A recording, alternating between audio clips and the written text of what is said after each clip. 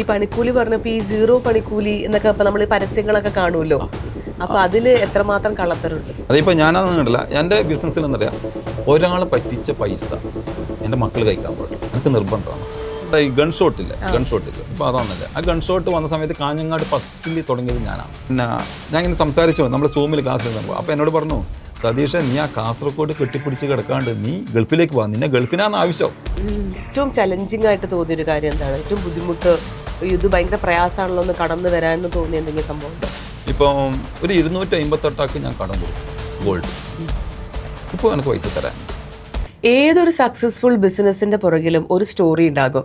A story of hard work, a story of struggle, a story of passion. ഇന്ന് നമ്മുടെ കൂടെ join ചെയ്യുന്നു Sajeesha gold and ഡയമണ്ട്സിൻ്റെ owner Satheesh. Sajeesh sir, welcome to my podcast. നമസ്കാരം. അപ്പോൾ ആദ്യം ഇൻട്രോയിൽ പറഞ്ഞ പോലെ തന്നെ കുറേ കഥകളുണ്ട്. ഹാർഡ് വർക്കിൻ്റെ കഥയുണ്ട്, ഒരു പാഷൻ്റെ കഥയുണ്ട്, കുറേ സ്ട്രഗിൾസ് ഉണ്ട്. അപ്പോൾ ആദ്യം ചോദിക്കാനുള്ളത്, എങ്ങനെയാണ് ഈ ഗോൾഡ് ബിസിനസ്സിലേക്ക് എത്തിയെന്നുള്ളതാണ്. ഈ ഗോൾഡ് ബിസിനസ്സിലേക്ക് എത്തിയത് എന്നറിയാം, ഞാൻ ആദ്യം ഒരു ഗോൾഡ് വർക്കറായിട്ടാണ് സ്റ്റാർട്ട് ചെയ്തത്. അപ്പോൾ ഞാൻ ബേസിക് ഒരു ആർട്ടിസ്റ്റാണ്. ഞാൻ ഈ സ്കൂളിൽ പഠിക്കുന്ന സമയത്ത് ഞാൻ ഈ ബോർഡെല്ലാം വരക്കും. അപ്പോൾ അതിൻ്റെ പേരിൽ അടിയിൽ നിറക്കൂട്ട് എന്ന പേരിലാണ് ഞാൻ ഈ ബോർഡെല്ലാം വരക്കൽ പഠിക്കുന്ന സമയത്ത്. എൻ്റെ ഒരു ഇൻകം, അന്നേരം എൻ്റെ മനസ്സിൽ ഒരു ബിസിനസ് ഉണ്ട്. അപ്പോൾ ഇതിങ്ങനെ ചെയ്തുകൊണ്ട സമയത്ത് പയ്യന്നൂർ, എറണാകുളത്ത് നിന്നൊരു ടീം വന്നിട്ട് അവർ ഫുൾ വരച്ചു പയ്യന്നൂർ. അവരെ പേര് നിറക്കൂട്ട്. ആ നിറക്കൂട്ടിന് മുമ്പിൽ എൻ്റെ നിറക്കൂട്ട് മങ്ങിപ്പോയി. അപ്പോൾ ഞാൻ വിചാരിച്ചു പേര് മാറ്റിയാലേ രക്ഷയുള്ളൂ. അങ്ങനെയാണ് ഈ സജീഷ എന്നുള്ളൊരു ബ്രാൻഡ് അവിടെ നിന്നാണ് ഉത്ഭവിച്ചത്. അതായത് എൻ്റെ അനിയൻ്റെ പേര് സജീഷ്, എൻ്റെ പെങ്ങളുടെ പേര് ജിഷ, സജി ജിഷ. ഇത് എൻ്റെ സ്വന്തം ബ്രാൻഡായി, ഇത് വേറെ ആരും അടിച്ച് മാറ്റൂല. അങ്ങനെയാണ് സജീഷയുടെ ആ ഉത്ഭവം. അപ്പോൾ പഠിച്ചു കഴിഞ്ഞു. അപ്പോൾ 10ാം ക്ലാസ് ഒരാൾ സ്റ്റോപ്പായി. അപ്പം 8ാം ക്ലാസ് എന്ന സമയത്ത് എൻ്റെ ഒരു ഫ്രണ്ട്, അവൻ പഠിത്തം മതിയാക്കിയിട്ട് ഒന്ന് എയിലേക്ക് പോയി, സ്വർണ്ണപ്പണിയിലേക്ക് പോയി. അപ്പോൾ എനിക്കും തോന്നി, അപ്പോൾ ആ സമയത്ത് സ്വർണ്ണപ്പണിക്ക് നല്ല പൈസയാണ്.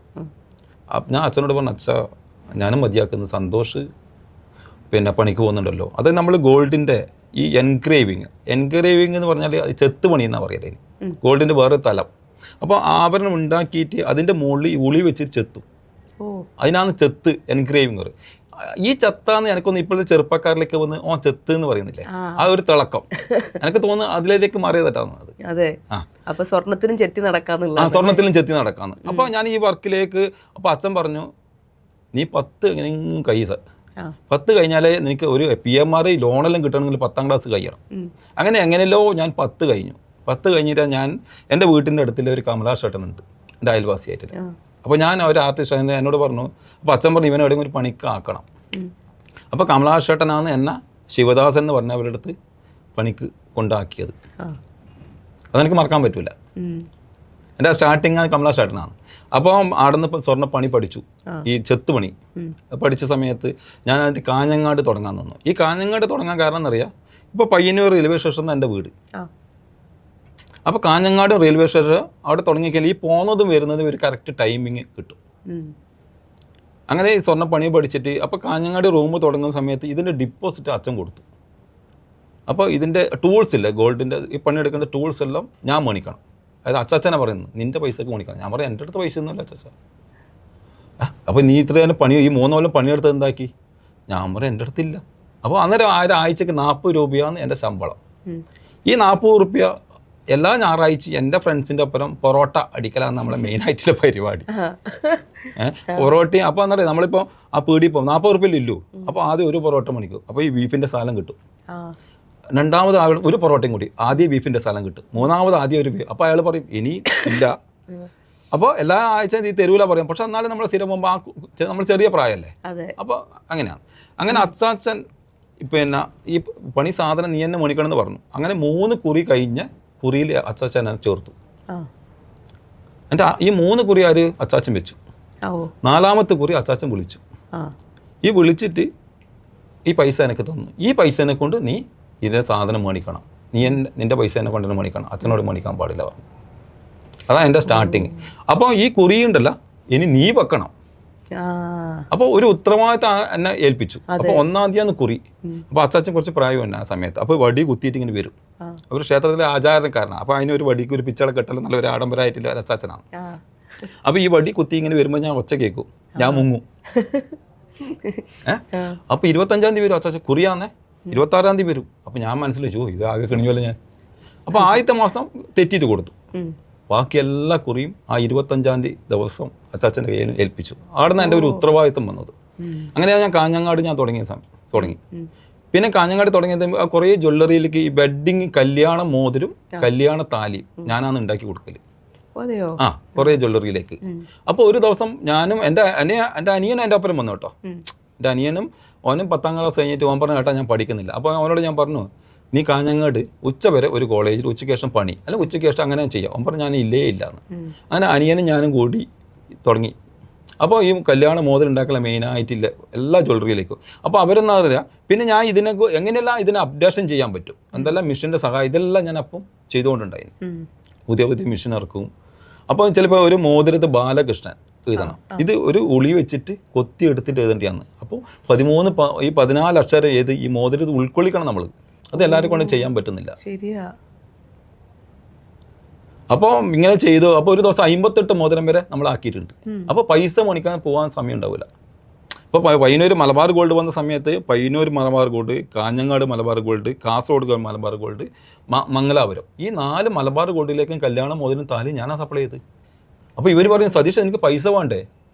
അപ്പോൾ പൈസ മണിക്കാൻ സമയം ഉണ്ടാവില്ല. എന്താ നമ്മൾ ഈ ഫോക്കസ് ചെയ്യുന്നത് ഈ ഉണ്ടാക്കൽ അത് എത്രയും ഭംഗിയായിട്ട് ഉണ്ടാക്കിയിട്ട് അവർക്ക് കൊടുക്കുക.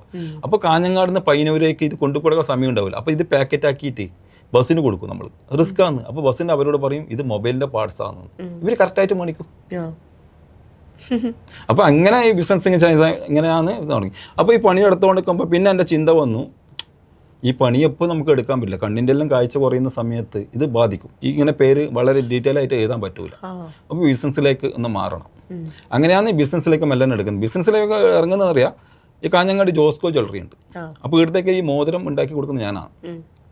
അപ്പോൾ അവിടെ വേറൊരു ജ്വല്ലറി വരുന്ന സമയത്ത് ഈ ജ്വല്ലറി ഒന്ന് പൊളിച്ചിട്ട് വലുതാക്കുന്നുണ്ട്. അപ്പോൾ അതിൻ്റെ ഓണറായ അപ്പച്ചേട്ടൻ പറഞ്ഞു സതീഷ ഇതിൻ്റെ ഫർണിച്ചറെല്ലാം കൊടുക്കുന്നുണ്ട്, നീ ആരും കൊണ്ടെങ്കിൽ പറഞ്ഞോ നമുക്കത് കൊടുക്കാം, എനിക്കൊരു കമ്മീഷൻ തരാമെന്ന് പറഞ്ഞു. അങ്ങനെ ഞാൻ കുറേ ആളോട് പറഞ്ഞു ഇത് അവിടെ നടക്കുന്നില്ല. അപ്പോൾ ഒരു ദിവസം എന്നോട് പറഞ്ഞു സതീഷേ എന്നാൽ പിന്നെ നീ എന്നെ എടുത്തോറ അവിടെ ഒരു റൂമുണ്ടല്ലോ, നീ അവിടെ ചെറിയൊരു വെള്ളിപ്പൊടി തുടങ്ങി. അങ്ങനെ അപ്പോൾ ഇതിൻ്റെ ലോക്കറും ഉണ്ട്. അപ്പോൾ ഞാൻ അന്നേരം 19 വയസ്സാണ് എനിക്ക്. അപ്പോൾ വീട്ടിൽ വന്നിട്ട് അപ്പോൾ ഞാൻ അനിയനെല്ലാം ചെറുതാണ്. അപ്പോൾ പിന്നെ വീട്ടിൽ സംസാരിച്ചു. അപ്പോൾ പെങ്ങളെല്ലാം പറഞ്ഞു അന്ന് ആട്ടം നോക്കുന്നു. അപ്പോൾ പൈസയും ഇല്ല എൻ്റെ അടുത്ത്. അപ്പോൾ ഞാൻ ഈ ജോസ്കോയിൽ പോയിട്ട് കഴിഞ്ഞാൽ അപ്പം ചേട്ടാ ഇതിന് എത്ര പൈസ വരുന്നു? 1,40,000 രൂപ വരും. ഞാൻ പറഞ്ഞു 40,000 രൂപ എൻ്റെ അടുത്തുണ്ട്. ഈ 1,00,000 രൂപ ഞാൻ പണിയെടുത്തിട്ട് തന്നാൽ പോരെ, ഞാൻ പണിയെടുക്കുന്നില്ല, ആഴ്ചക്ക് കഴിക്കാം. അങ്ങനെ അവർ സമ്മതിച്ചു. അങ്ങനെയാണ് എൻ്റെ സ്റ്റാർട്ടിങ്. അപ്പോൾ ഇവരെല്ലാം എൻ്റെ അവർ സപ്പോർട്ട് ചെയ്ത്. അപ്പോൾ അവിടെ ഒരു ചെറിയൊരു ഷോപ്പ് സിൽവർ ജോയിങ്. അപ്പോൾ ഇതിൻ്റെ സ്റ്റോക്കിൻ്റെ ഭയങ്കര പ്രയാസമാണ്. നമ്മളിപ്പോൾ പെട്ടെന്ന് ബിസിനസ്സിൽ ഇറങ്ങി ബിസിനസ് താല്പര്യമുണ്ട്. അപ്പോൾ എല്ലാ ജ്വല്ലറിയിലേക്കും ഈ കല്യാണ മോതിരും കല്യാണ താലിയും കൊടുത്തിട്ട് ആഴ്ചക്ക് പോയിട്ടാണ് ഇതിൻ്റെ പൈസ മണിക്കൽ. ചിലതെല്ലാം പൈസ ചിലപ്പോൾ 2 ആഴ്ചയായിട്ട് മണിക്കൽ. ഇപ്പോൾ മലബാറിലെല്ലാം പോകുമ്പോൾ ഞാൻ ഒരു മാസത്തിലേക്കാണ് മണിക്കൽ. എന്നിട്ട് അവിടെ പോയാൽ ആ സ്പോട്ടിൽ കിട്ടും. അങ്ങനെ ഒരു മാസമെല്ലാം ആകുമ്പോൾ പൈസ മണിക്കൽ. അപ്പോൾ ഈ പോകുന്ന സമയത്ത് ഈ ജ്വല്ലറീൻ്റെ ഈ തിളക്കം എൻ്റെ മനസ്സിന് ഭയങ്കരമായിട്ട് ഞാനെല്ലാം നോക്കും. അവിടെ അവർക്ക് കിട്ടുന്ന ഒരു ഫീല്. അപ്പോൾ ഓരോരോ മുതലാളിയും ഓരോ സെയിൽസ്മാനും ഞാൻ ഭയങ്കരമായിട്ട് വാച്ച് ചെയ്യും. അപ്പോൾ ഓരോരോ മുതലാളിൻ്റെ അവർ നല്ല ഗുണങ്ങൾ മോശം ഗുണങ്ങൾ ഉള്ളവരുണ്ട്. അപ്പോൾ ഇത് ഏതെല്ലാം എനിക്ക് ഉൾപ്പെടുത്താൻ പറ്റും. അങ്ങനെ ഞാൻ ഈ പിന്നെ ജ്വല്ലറി തുടങ്ങിയ സമയത്ത് പിന്നെ കുറേ ആൾക്കാർ അത് സിൽവർ മാത്രം ആദ്യം തുടങ്ങിയത്. അപ്പോൾ കുറേ ആൾക്കാർ ഈ ജ്വല്ലറിയിൽ നിന്ന് വന്നിട്ട് ആഭരണം മേണിക്കും. അപ്പോൾ ഇതിൻ്റെ പണിക്കൂലി മനസ്സിലാവില്ല. അപ്പോൾ എൻ്റെ അടുത്ത് ബില്ല് കൊണ്ടുവന്നിട്ട് സതീഷ് ഇതിൻ്റെ പണിക്കൂലി എത്ര മനസ്സിലാവുന്നതിൻ്റെ ശതമാനത്തിലായതുണ്ട്. അപ്പോൾ ഞാൻ അടിച്ച് ഇത് പറഞ്ഞ് കൊടുക്കലാണ്. അപ്പോൾ ഇത് കുറേ ആൾക്കാർ കൊണ്ടുവന്ന സമയത്ത് എനിക്കിത് മനസ്സിലായി കസ്റ്റമർക്ക് പണിക്കൂലി അറിയാൻ പറ്റുന്നില്ല. അങ്ങനെ ഞാൻ പുതിയൊരു ജ്വല്ലറി തുടങ്ങുന്ന സമയത്ത് എൻ്റെ അടുത്ത് വാങ്ങുന്ന എല്ലാ ജ്വല്ലറീൻ്റെ ആ പണിക്കൂലിയായിട്ട് എന്നെ കാണിക്കും. നമുക്കിപ്പോൾ ശതമാനം എന്ന് പറഞ്ഞാൽ ഇപ്പോൾ ഏതും ജ്വല്ലറി ഇപ്പോൾ എന്ന് പറഞ്ഞാൽ ഇപ്പോൾ 1 പവൻ മണിക്കുന്നുണ്ടെങ്കിൽ ഇത്ര ശതമാനം, 25 പവൻ മണിക്കുന്നു ഇത്ര ശതമാനം എന്നേ പറയുള്ളൂ. എത്ര പൈസയാണെന്ന് കസ്റ്റമർക്ക് അറിയാൻ പറ്റും.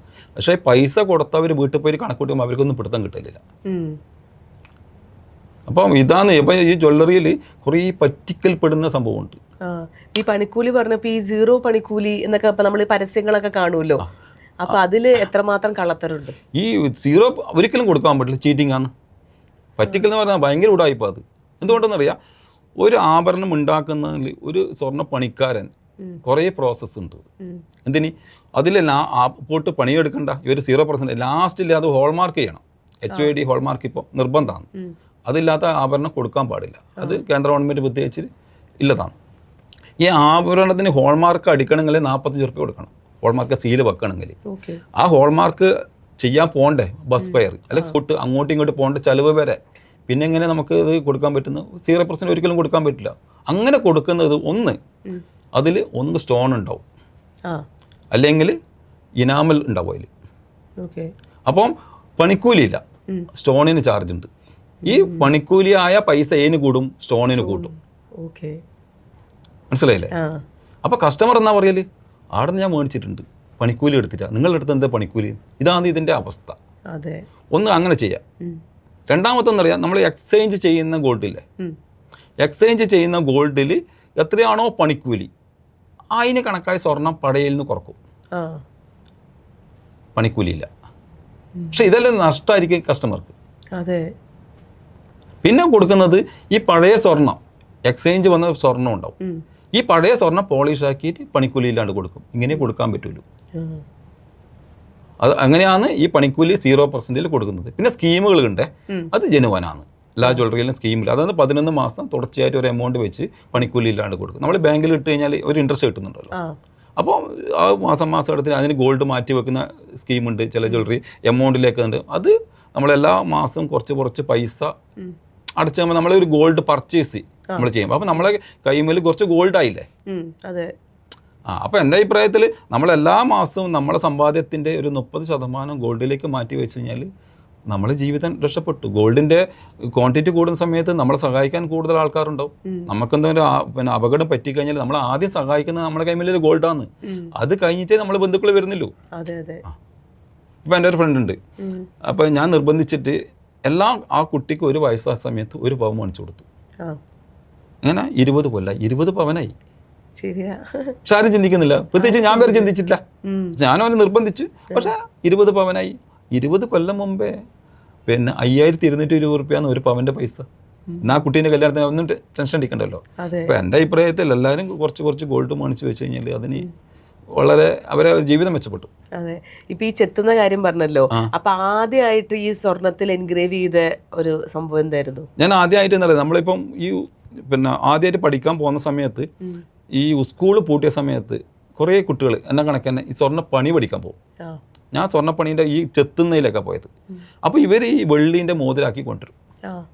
അപ്പോൾ നമുക്ക് പഠിക്കാൻ ഇവർക്ക് ഞാൻ ഫ്രീ ആക്കി കൊടുക്കും ഈ വെള്ളീൻ്റെ മോതിരത്തിൻ്റെ പേര്. അപ്പോൾ എനിക്കൊരു മോതിരത്തിൽ ആ സാധനം പഠിക്കുന്ന സമയത്ത് ചെമ്പിൻ്റെ ചെറിയൊരു തകിടാക്കിയിട്ട് ഈ തകിടിലാണ് ചെത്തി പഠിക്കുക. പക്ഷേ നമ്മൾ കൈക്കെല്ലാം കയറി കേട്ടോ ഉള്ളി ഭയങ്കര. പക്ഷേ ഇപ്പോൾ ഒന്ന് നമ്മൾക്ക് ഒരു പേര് എഴുതണമെങ്കിൽ എനിക്കൊരു 5 മിനിറ്റ് 10 മിനിറ്റേ വേണ്ടു. പക്ഷെ മുമ്പെല്ലാം നിങ്ങൾ ഒരു അരമണിക്കൂറിൽ എടുക്കും വളരെ. ഇപ്പം ഒരു 10 മിനിറ്റ് എക്സ്പീരിയൻസ് ആയി. പക്ഷെ ഇപ്പോൾ ഞാൻ വർക്ക് ചെയ്യുന്നുണ്ട്. ഇപ്പം വർക്ക് ചെയ്യുന്നുണ്ട്. ഞാൻ ഇപ്പം ജ്വല്ലറി നടത്തുന്നുണ്ടെങ്കിലും ഞാൻ വർക്ക് ചെയ്യുന്നുണ്ട്. എന്താ പറയുക, അതിനോടൊരു ഇഷ്ടമാണ് എനിക്ക്. ഇപ്പം കുറേ ജ്വല്ലറിയിലേക്ക് ഞാനും തന്നെയാണ് സപ്ലൈ ചെയ്യുന്നത്. കാഞ്ഞങ്ങാട് കുറേ ജ്വല്ലറിക്ക്. ഇപ്പം അതുകൊണ്ടല്ല, ഇപ്പം ഗോൾഡിൻ്റെ റേറ്റ് ഭയങ്കര ഹൈ ആയി. അപ്പോൾ സാധാരണ മുമ്പ് 1 പവനാണ് വെഡ്ഡിങ് റിങ് അധികം ആക്കൽ. പിന്നെ വില കൂടിയ സമയത്ത് അത് 3/4 പവനായി, 1/2 പവനായി. ഇപ്പോൾ 1 ഗ്രാമിൽ നമ്മൾ ഉണ്ടാക്കി കൊടുക്കുന്നുണ്ട്. അതിന് പ്രത്യേക ഒരു അച്ചാക്കിയിട്ട്. പക്ഷെ കൈ കിട്ടാൽ കണ്ടു കഴിഞ്ഞാൽ നല്ല വർക്കത്താണ്. പക്ഷെ 1 ഗ്രാമിൻ്റെ മോതിരം ഉണ്ടാവും. അത് നമ്മൾ തന്നെ വർക്ക്ഷോപ്പിലായതുകൊണ്ട് ഒന്ന് രാവിലെ പറഞ്ഞാൽ വൈകുന്നേരം കിട്ടും. പക്ഷെ മേക്കിംഗ് ചാർജ് വളരെ കുറവാണ്.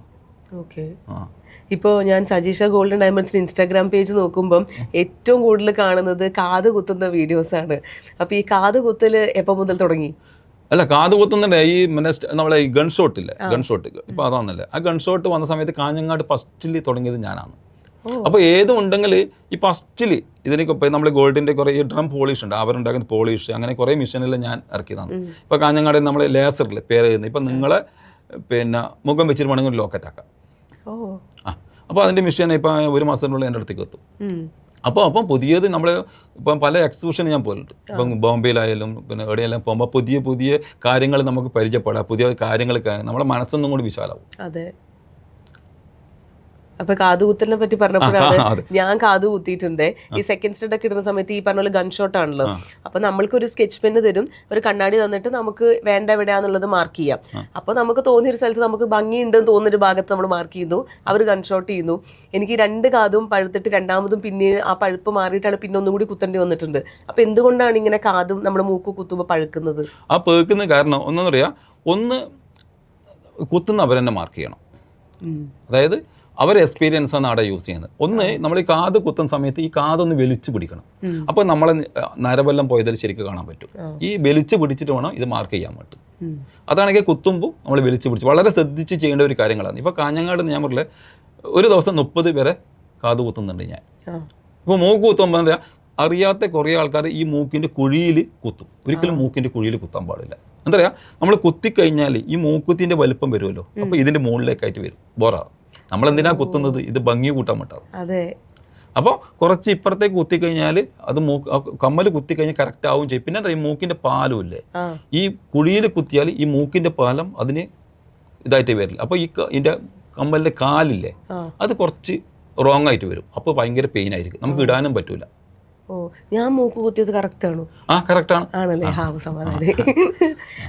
അല്ല, കുറച്ച് നമ്മൾ ഇപ്പഴത്തേക്ക് കുത്തിക്കഴിഞ്ഞാൽ ഇപ്പോഴത്തെ മോഡലായിട്ട് കുറച്ച് വലിയ ഒരു മൂക്കുത്തിയിൽ നമുക്ക് ഇടാൻ പറ്റും. ആ കുഴീൻ്റെ അടുത്താണെങ്കിൽ നമുക്ക് അത് ചെയ്യാൻ പറ്റും. എന്താ പറയുക, ഇതിൻ്റെ മുകളിലേക്ക് വരും. അപ്പോൾ നമ്മൾ കാത് കുത്തുന്ന ഈ ചെറിയ കുട്ടികളെല്ലാം കുത്തുമ്പോൾ ഉണ്ടല്ലോ വളരെ ശ്രദ്ധിച്ചിട്ട് കുത്തണം. ഞാൻ ഒരു 25 വർഷമായി ഈ കാത് കുത്തുന്നത്. പക്ഷേ ചെറിയ കുട്ടികളെ വന്നു കഴിഞ്ഞാൽ ഉണ്ടല്ലോ എൻ്റെ ഉള്ളിൽ നിന്നൊരു പടപ്പുണ്ട്. എന്താ പറയുക, ഈ കുട്ടികൾ ഒരിക്കലും അനങ്ങിക്കൊണ്ട് നിൽക്കും. അപ്പോൾ നമുക്ക് ഇത്ര എക്സ്പീരിയൻസ് ഉണ്ട് എന്ന് പറഞ്ഞു. ഇവരെ ഈ കാഞ്ഞങ്ങാടാണെങ്കിൽ നല്ല എക്സ്പീരിയൻസ് ഉണ്ട്, എൻ്റെ അടുത്ത് വന്നാൽ കറക്റ്റ് ആവുന്നതെന്ന് വെച്ചാൽ ഇവർ വരുന്നത്. പക്ഷെ ഒന്ന് മാറിപ്പോയാൽ പെട്ടെന്ന് മാറിപ്പോയാൽ മാറി. അപ്പോൾ ഇത് കുത്തുന്നവരെ എൻ്റെ ഉള്ളിൽ നിന്ന് ഒരു പടപ്പാന്നേ, ആ കുത്തിക്കഴിഞ്ഞ ഒരു സമാധാനമാണ്. പക്ഷേ വലിയവർ കുത്തുമ്പോൾ അവർ പ്രോബ്ലം ഇല്ല, നോർമലായിട്ട് അനങ്ങാണ്ട് അല്ല, അവർ അനങ്ങാണ്ട് നിൽക്കില്ല, നമുക്ക് ഒരു ടെൻഷൻ അടിക്കില്ല. പക്ഷേ ചെറിയ കുട്ടികൾ അങ്ങനെയല്ല, ഭയങ്കരമായിട്ട് കുത്തും. പിന്നെ കുത്തുന്ന സമയത്ത് അവർ ഈ മൂക്കുത്താൻ വരുന്നത് ഭയങ്കര ടെൻഷനാണ്. അപ്പോൾ ഈ സ്കൂൾ പഠിക്കുന്ന കുട്ടികൾ വരും. അപ്പോൾ ഞാൻ പറയും, പിന്നെ എവിടെ പഠിക്കുന്നു? അപ്പോൾ ഒരു ഇന്ന് സ്കൂളിൽ പറയും. ഞാൻ പറയും, അവിടെ ഒരു രാജമാഷ് ഉണ്ടല്ലോ കണക്ക് പഠിപ്പിക്കുന്നത്. ഏത് രാജമാഷ്? അപ്പോൾ കുത്തിക്കഴിഞ്ഞു, അങ്ങനെ ഒരു മാഷ് ഉണ്ടാവില്ല. ഇത് അവരാ ടെക്നിക്ക്, അവരുടെ ടെക്നിക്ക് ആ കുത്താൻ വരുന്നവർക്ക് ടെൻഷൻ വരാത്ത രീതിയിലൊരു അതാണ് ഞാൻ ഉദ്ദേശിക്കുന്നത്. അതെ, മനസ്സിലായി. അപ്പോൾ ഈ ഒരു ഇൻഡസ്ട്രിയിൽ, അതായത് ഈ ഗോൾഡ് ബിസിനസ്സിൽ ഏറ്റവും ചലഞ്ചിങ് ആയിട്ട് തോന്നിയൊരു കാര്യം എന്താണ്? ഏറ്റവും ബുദ്ധിമുട്ട്, ഇത് ഭയങ്കര പ്രയാസമാണല്ലോ ഒന്ന് കടന്നു വരാമെന്ന് തോന്നിയ എന്തെങ്കിലും സംഭവം ഉണ്ടോ? അതായത് ഒന്ന്, ഈ ഗോൾഡ് ഫീൽഡിൽ നല്ല എമൗണ്ട് വേണം. ഇപ്പോഴത്തെ ഗോൾഡിൻ്റെ റേറ്റ് ഇത് ഈ ബിസിനസ്സിന് ഭയങ്കരമായിട്ട് ബാധിക്കുന്നൊരു ഇതാണ്. പിന്നെ കുറേ കോമ്പറ്റീഷൻ വരുന്നുണ്ട്. അപ്പോൾ ഇതിൽ നമുക്ക് നല്ലൊരു പേര് ഉണ്ടാക്കണമെങ്കിൽ ജെനുവനായിട്ട് പോകാനേ പറ്റുള്ളൂ. അതിപ്പോൾ ഞാനതൊന്നും കണ്ടില്ല. എൻ്റെ ബിസിനസ്സിൽ എന്താ പറയുക, ഒരാളെ പറ്റിച്ച പൈസ എൻ്റെ മക്കൾ കഴിക്കാൻ പാടില്ല, എനിക്ക് നിർബന്ധമാണത്. ഇപ്പോൾ ഗോൾഡിനെ ഇപ്പം അറിയാത്ത ചിലപ്പോൾ വയസ്സിലവരെല്ലാം മേടിക്കാൻ വരും. അപ്പോൾ നമ്മളത് കറക്റ്റായിട്ട് ബില്ലാക്കി കറക്റ്റ് ഡീറ്റെയിൽ ആയി എൻ്റെ ഷോപ്പിൻ്റെ ക്ലാസ്സിൽ നിന്ന് പുറത്തേക്ക് ഇറങ്ങുമ്പോൾ അവരുടെ മനസ്സിൽ ക്ലിയർ ആയിരിക്കണം. അതെനിക്കൊരു നിർബന്ധമാണ്. അതെൻ്റെ സ്റ്റാഫും എല്ലാവരും, നമ്മളൊരു സജിഷ ഫാമിലി എന്നാണ്. സ്റ്റാഫ് എന്ന് എനിക്ക് പറയാൻ പറ്റില്ല. സജിഷ ഫാമിലി, അവർക്ക് എന്തെങ്കിലും സങ്കടം വരെ എൻ്റെ ഒരു സങ്കടമാണ്. ഇപ്പോൾ നല്ലൊരു മഴക്കാലത്ത് ഒരു അനീഷ് ഉണ്ട്, പരപ്പയാണ്. അപ്പോൾ കുറച്ച് ലോങ് ഉണ്ട്. അപ്പോൾ ബൈക്ക് എടുത്തിട്ട് പോകുമ്പം എനിക്ക് ഭയങ്കര ടെൻഷനാണ്. ഞാൻ പറയാം, അനീഷ് എത്തിയാൽ ഞാൻ വിളിക്കും. അപ്പോൾ ആ ഒരു സ്നേഹം അവർക്ക് ഇങ്ങോട്ടും ഉണ്ട് കേട്ടോ. അപ്പോൾ നമ്മളെല്ലാവരും കൂടി ഒരേ മനസ്സിൽ പോകുമ്പോൾ നല്ലൊരു ബിസിനസ് ഉണ്ടാവുന്നത്. അതെ. എപ്പോഴെങ്കിലും ഇത് വേണ്ട എന്നൊരു മൊമെന്റിൽ എപ്പോഴെങ്കിലും ഇത് ഭയങ്കര ടെൻഷൻ അടിച്ചൊരു മൊമെന്റ് ഉണ്ടോ? അങ്ങനെ ഇല്ല. അപ്പം ഒന്ന് ബിസിനസ് ഭയങ്കര താല്പര്യമാണ്. അതായത് ഒന്ന്, എല്ലാ ദിവസവും ഈ ബിസിനസ്സിന് പഠിക്കുന്ന ഒരാളാണ് ഞാൻ. ഇപ്പം ഞാൻ PP വിജയൻ സാറിൻ്റെ കുറേ ക്ലാസ്സിൽ അറ്റൻഡ് ചെയ്തു. അപ്പോൾ സാറാന്ന് നടന്ന് പറഞ്ഞ് നമ്മളപ്പം നല്ല പണം ഉപയോഗിക്കുക, അതായത് ഗുഡ് മണി. സാറാ പറഞ്ഞ് ഗുഡ് മണി ബാഡ് മണി. അപ്പോൾ പൈസ എന്ത് നല്ല പൈസ മോശം പൈസ, പൈസയല്ലേ. പക്ഷെ നമ്മൾ നല്ല കാര്യം ചെയ്ത് നമ്മളൊരു നല്ല കർമ്മം ചെയ്ത് അതിന് കിട്ടുന്ന പൈസ നല്ലൊരു പൈസ. അപ്പോൾ അങ്ങനെ പൈസ മാത്രമേ നമ്മൾ യൂസ് ചെയ്യാൻ പറ്റുള്ളൂ. പൈസ അത്രയും ഉണ്ടാക്കുക, അത്രയും പൈസ ഉണ്ടാക്കുക. പക്ഷെ നമ്മളൊരു പൈസ ഉണ്ടാക്കി കഴിഞ്ഞാൽ ബാക്കി പൈസ നമ്മൾ സമൂഹത്തിന് എന്തെല്ലാം ചെയ്യാം. നമുക്ക് ഇപ്പോൾ ചാരിറ്റി ചെയ്യുമ്പോൾ നമുക്ക് മനസ്സിൻ്റെ സന്തോഷം കിട്ടും. ഞാൻ കുറച്ച് ചാരിറ്റി, ഞാൻ ഇതിലിപ്പോൾ ഇങ്ങനെ ഈ ഒരു സന്ദർഭം പറഞ്ഞുകൊണ്ട് പറയുന്നതാണ്. ഞാൻ കുറച്ച് ചാരിറ്റിയെല്ലാം ചെയ്യുന്ന ഒരാളാണ്. പക്ഷെ ഞാൻ ആരോടും പറയാനില്ല.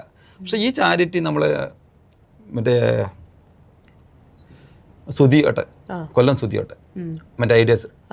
അപ്പോൾ സുധിയേട്ടൻ ഇത് ആരോ അറിഞ്ഞിട്ട് സുധിയേട്ടൻ എന്നെക്കുറിച്ചൊരു വീഡിയോ ചെയ്തു, എൻ്റെ പേരെല്ലാം വെച്ചിട്ട്. അപ്പോൾ എനിക്ക് സുധിയേട്ടനെ അറിയില്ല, ഇങ്ങനെ പരിപാടി കണ്ടത് എന്നെ അറിയില്ല സുധിയേട്ടന്. പക്ഷെ ആരോ പറഞ്ഞ് ഇങ്ങനെ ചാരിറ്റി ചെയ്യുന്ന ഒരാളാണ് ഉള്ളതുകൊണ്ട് എന്നെക്കുറിച്ചിട്ടൊരു വീഡിയോ ചെയ്തു.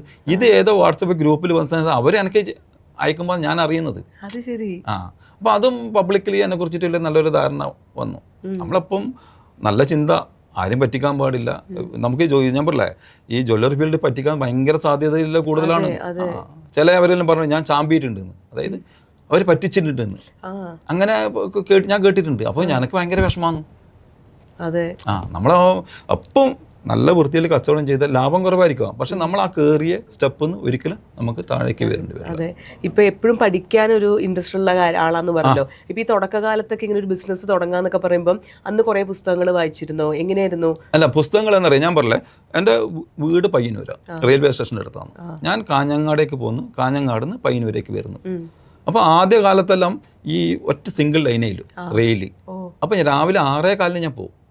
ഒന്ന് താല്പര്യമാണ് ഈ എന്തെങ്കിലും ചെയ്യണ്ടേ. ഒന്ന് വീട്ടിൽ മൂത്തതായി 3 പെങ്ങള്, അപ്പോൾ അച്ഛൻ അമ്മ. അപ്പം വീട്ടിൽ മൂത്താകുമ്പോൾ ആ ഒരു ഉത്തരവാദിത്തം എനിക്ക് മുമ്പേ ഉണ്ടായിന്.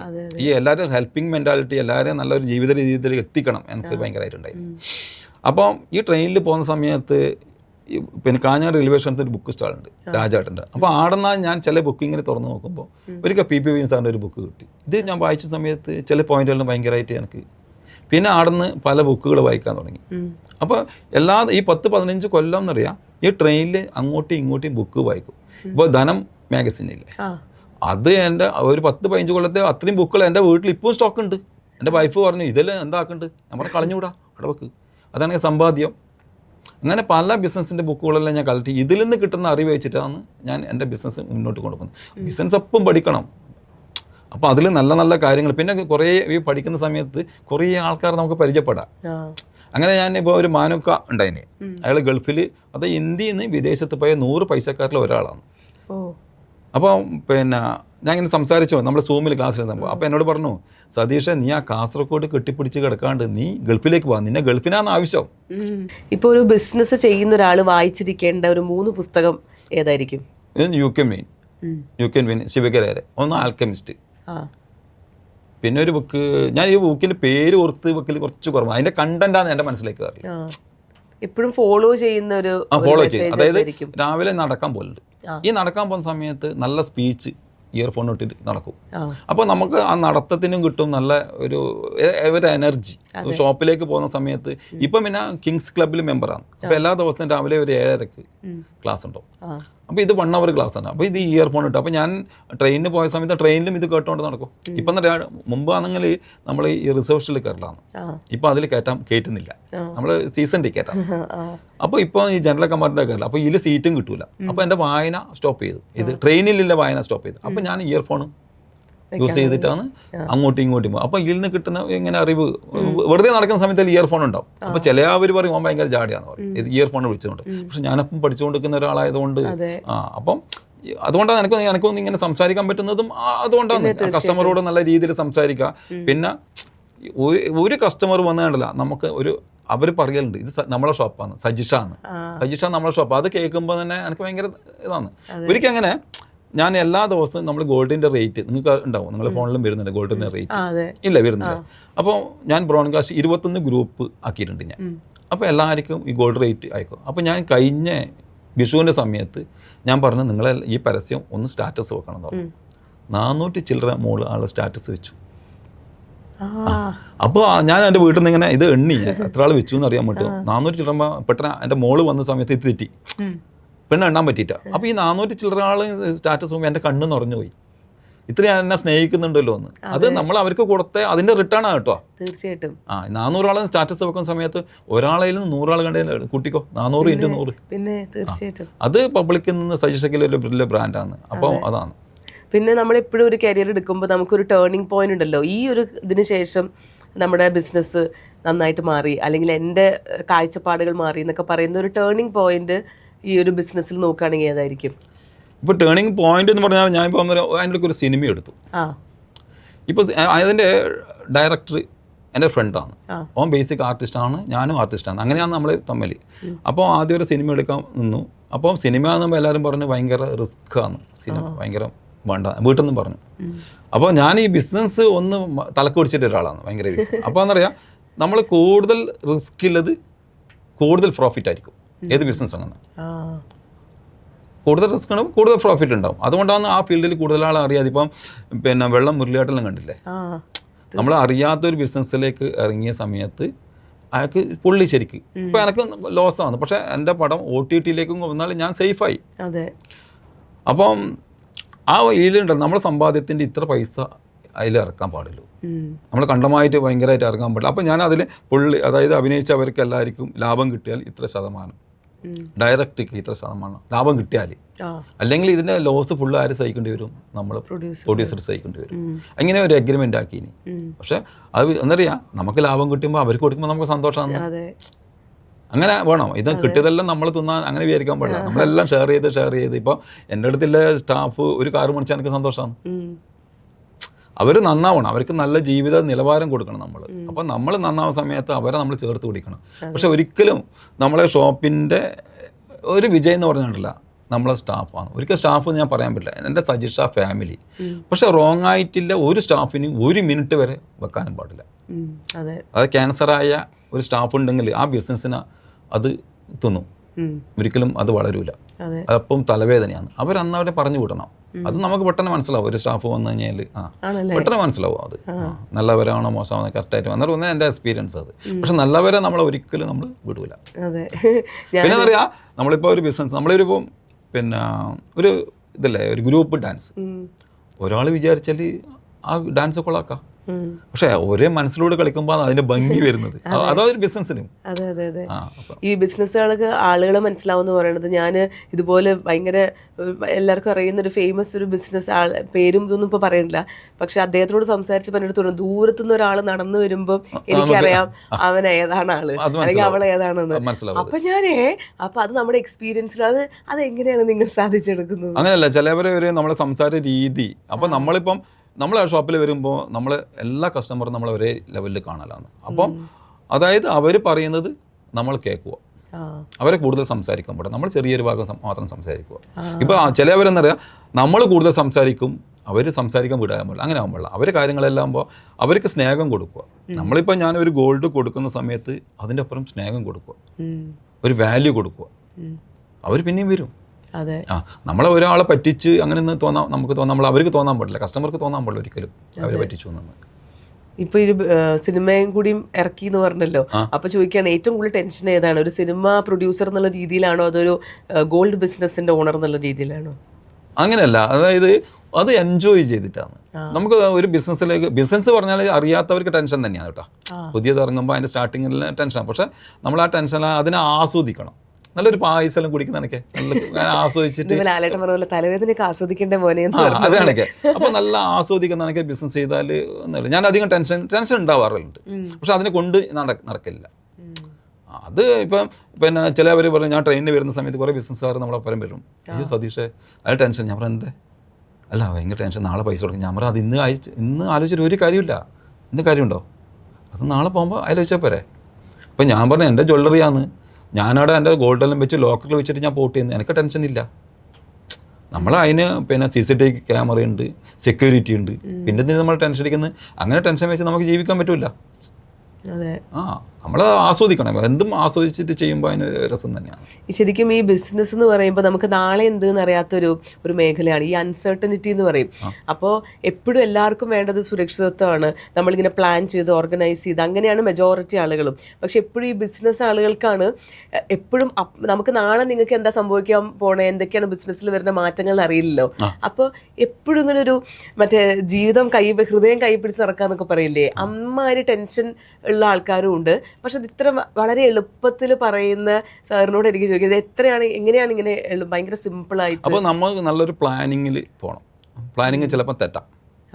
ഇപ്പോൾ ഞാൻ പറഞ്ഞില്ലേ, ഇപ്പം പിന്നെ പല ഇപ്പം മുമ്പ് നമ്മൾ കുറേ ദിക്കിൽ കാണലുണ്ടായിട്ട്, പിന്നെ ഇത് STD ബൂത്ത് ഇപ്പം കാണാനില്ല. അപ്പോൾ നമ്മളെ ഇതിൽ ഒരു ബിസിനസ് മാത്രം ചെയ്യാൻ പാടില്ല എൻ്റെ അഭിപ്രായത്തിൽ. ആ ഒരു ബിസിനസ്സിനെ എന്തെങ്കിലും പറ്റിക്കഴിഞ്ഞാൽ അതിനെ താങ്ങി നിർത്തുന്ന 2-3 ബിസിനസ് ഒപ്പം നമ്മൾ ഒപ്പം കൊണ്ടുപോകണം. അങ്ങനെയല്ലേ? ഇപ്പോൾ STD ബൂത്ത് നടത്തിയവർ ഇപ്പം പെട്ടെന്ന് പൂട്ടുമ്പോൾ അവരുടെ ജീവിതം പോയില്ലേ? അപ്പോൾ നമ്മൾ ഒരു ബിസിനസ്സിൻ്റെ ഒപ്പം താങ്ങി നിർത്തുന്ന 2-3 എത്രയോ ആൾക്കാർ പല ബിസിനസ്സും തുടങ്ങിയവരുണ്ട്. 25,000 ഷോപ്പ് തുടങ്ങിയവരുണ്ട്. അപ്പോൾ 25,000 ഷോപ്പ് അവർ ഒരു ദിവസം പോകണമെങ്കിൽ അവർ 70 കൊല്ലം പോകണം. 70 കൊല്ലം പോകണം. അപ്പോൾ അവരത് ആസ്വദിച്ച് ചെയ്യുന്നുണ്ടല്ലോ. അവർ ഒരു ഷോപ്പിൽ പോയി 2ാമത് ആൾക്ക് പോകാൻ അവർക്ക് ആ ആയുസിലില്ല. മനസ്സിലായില്ലേ?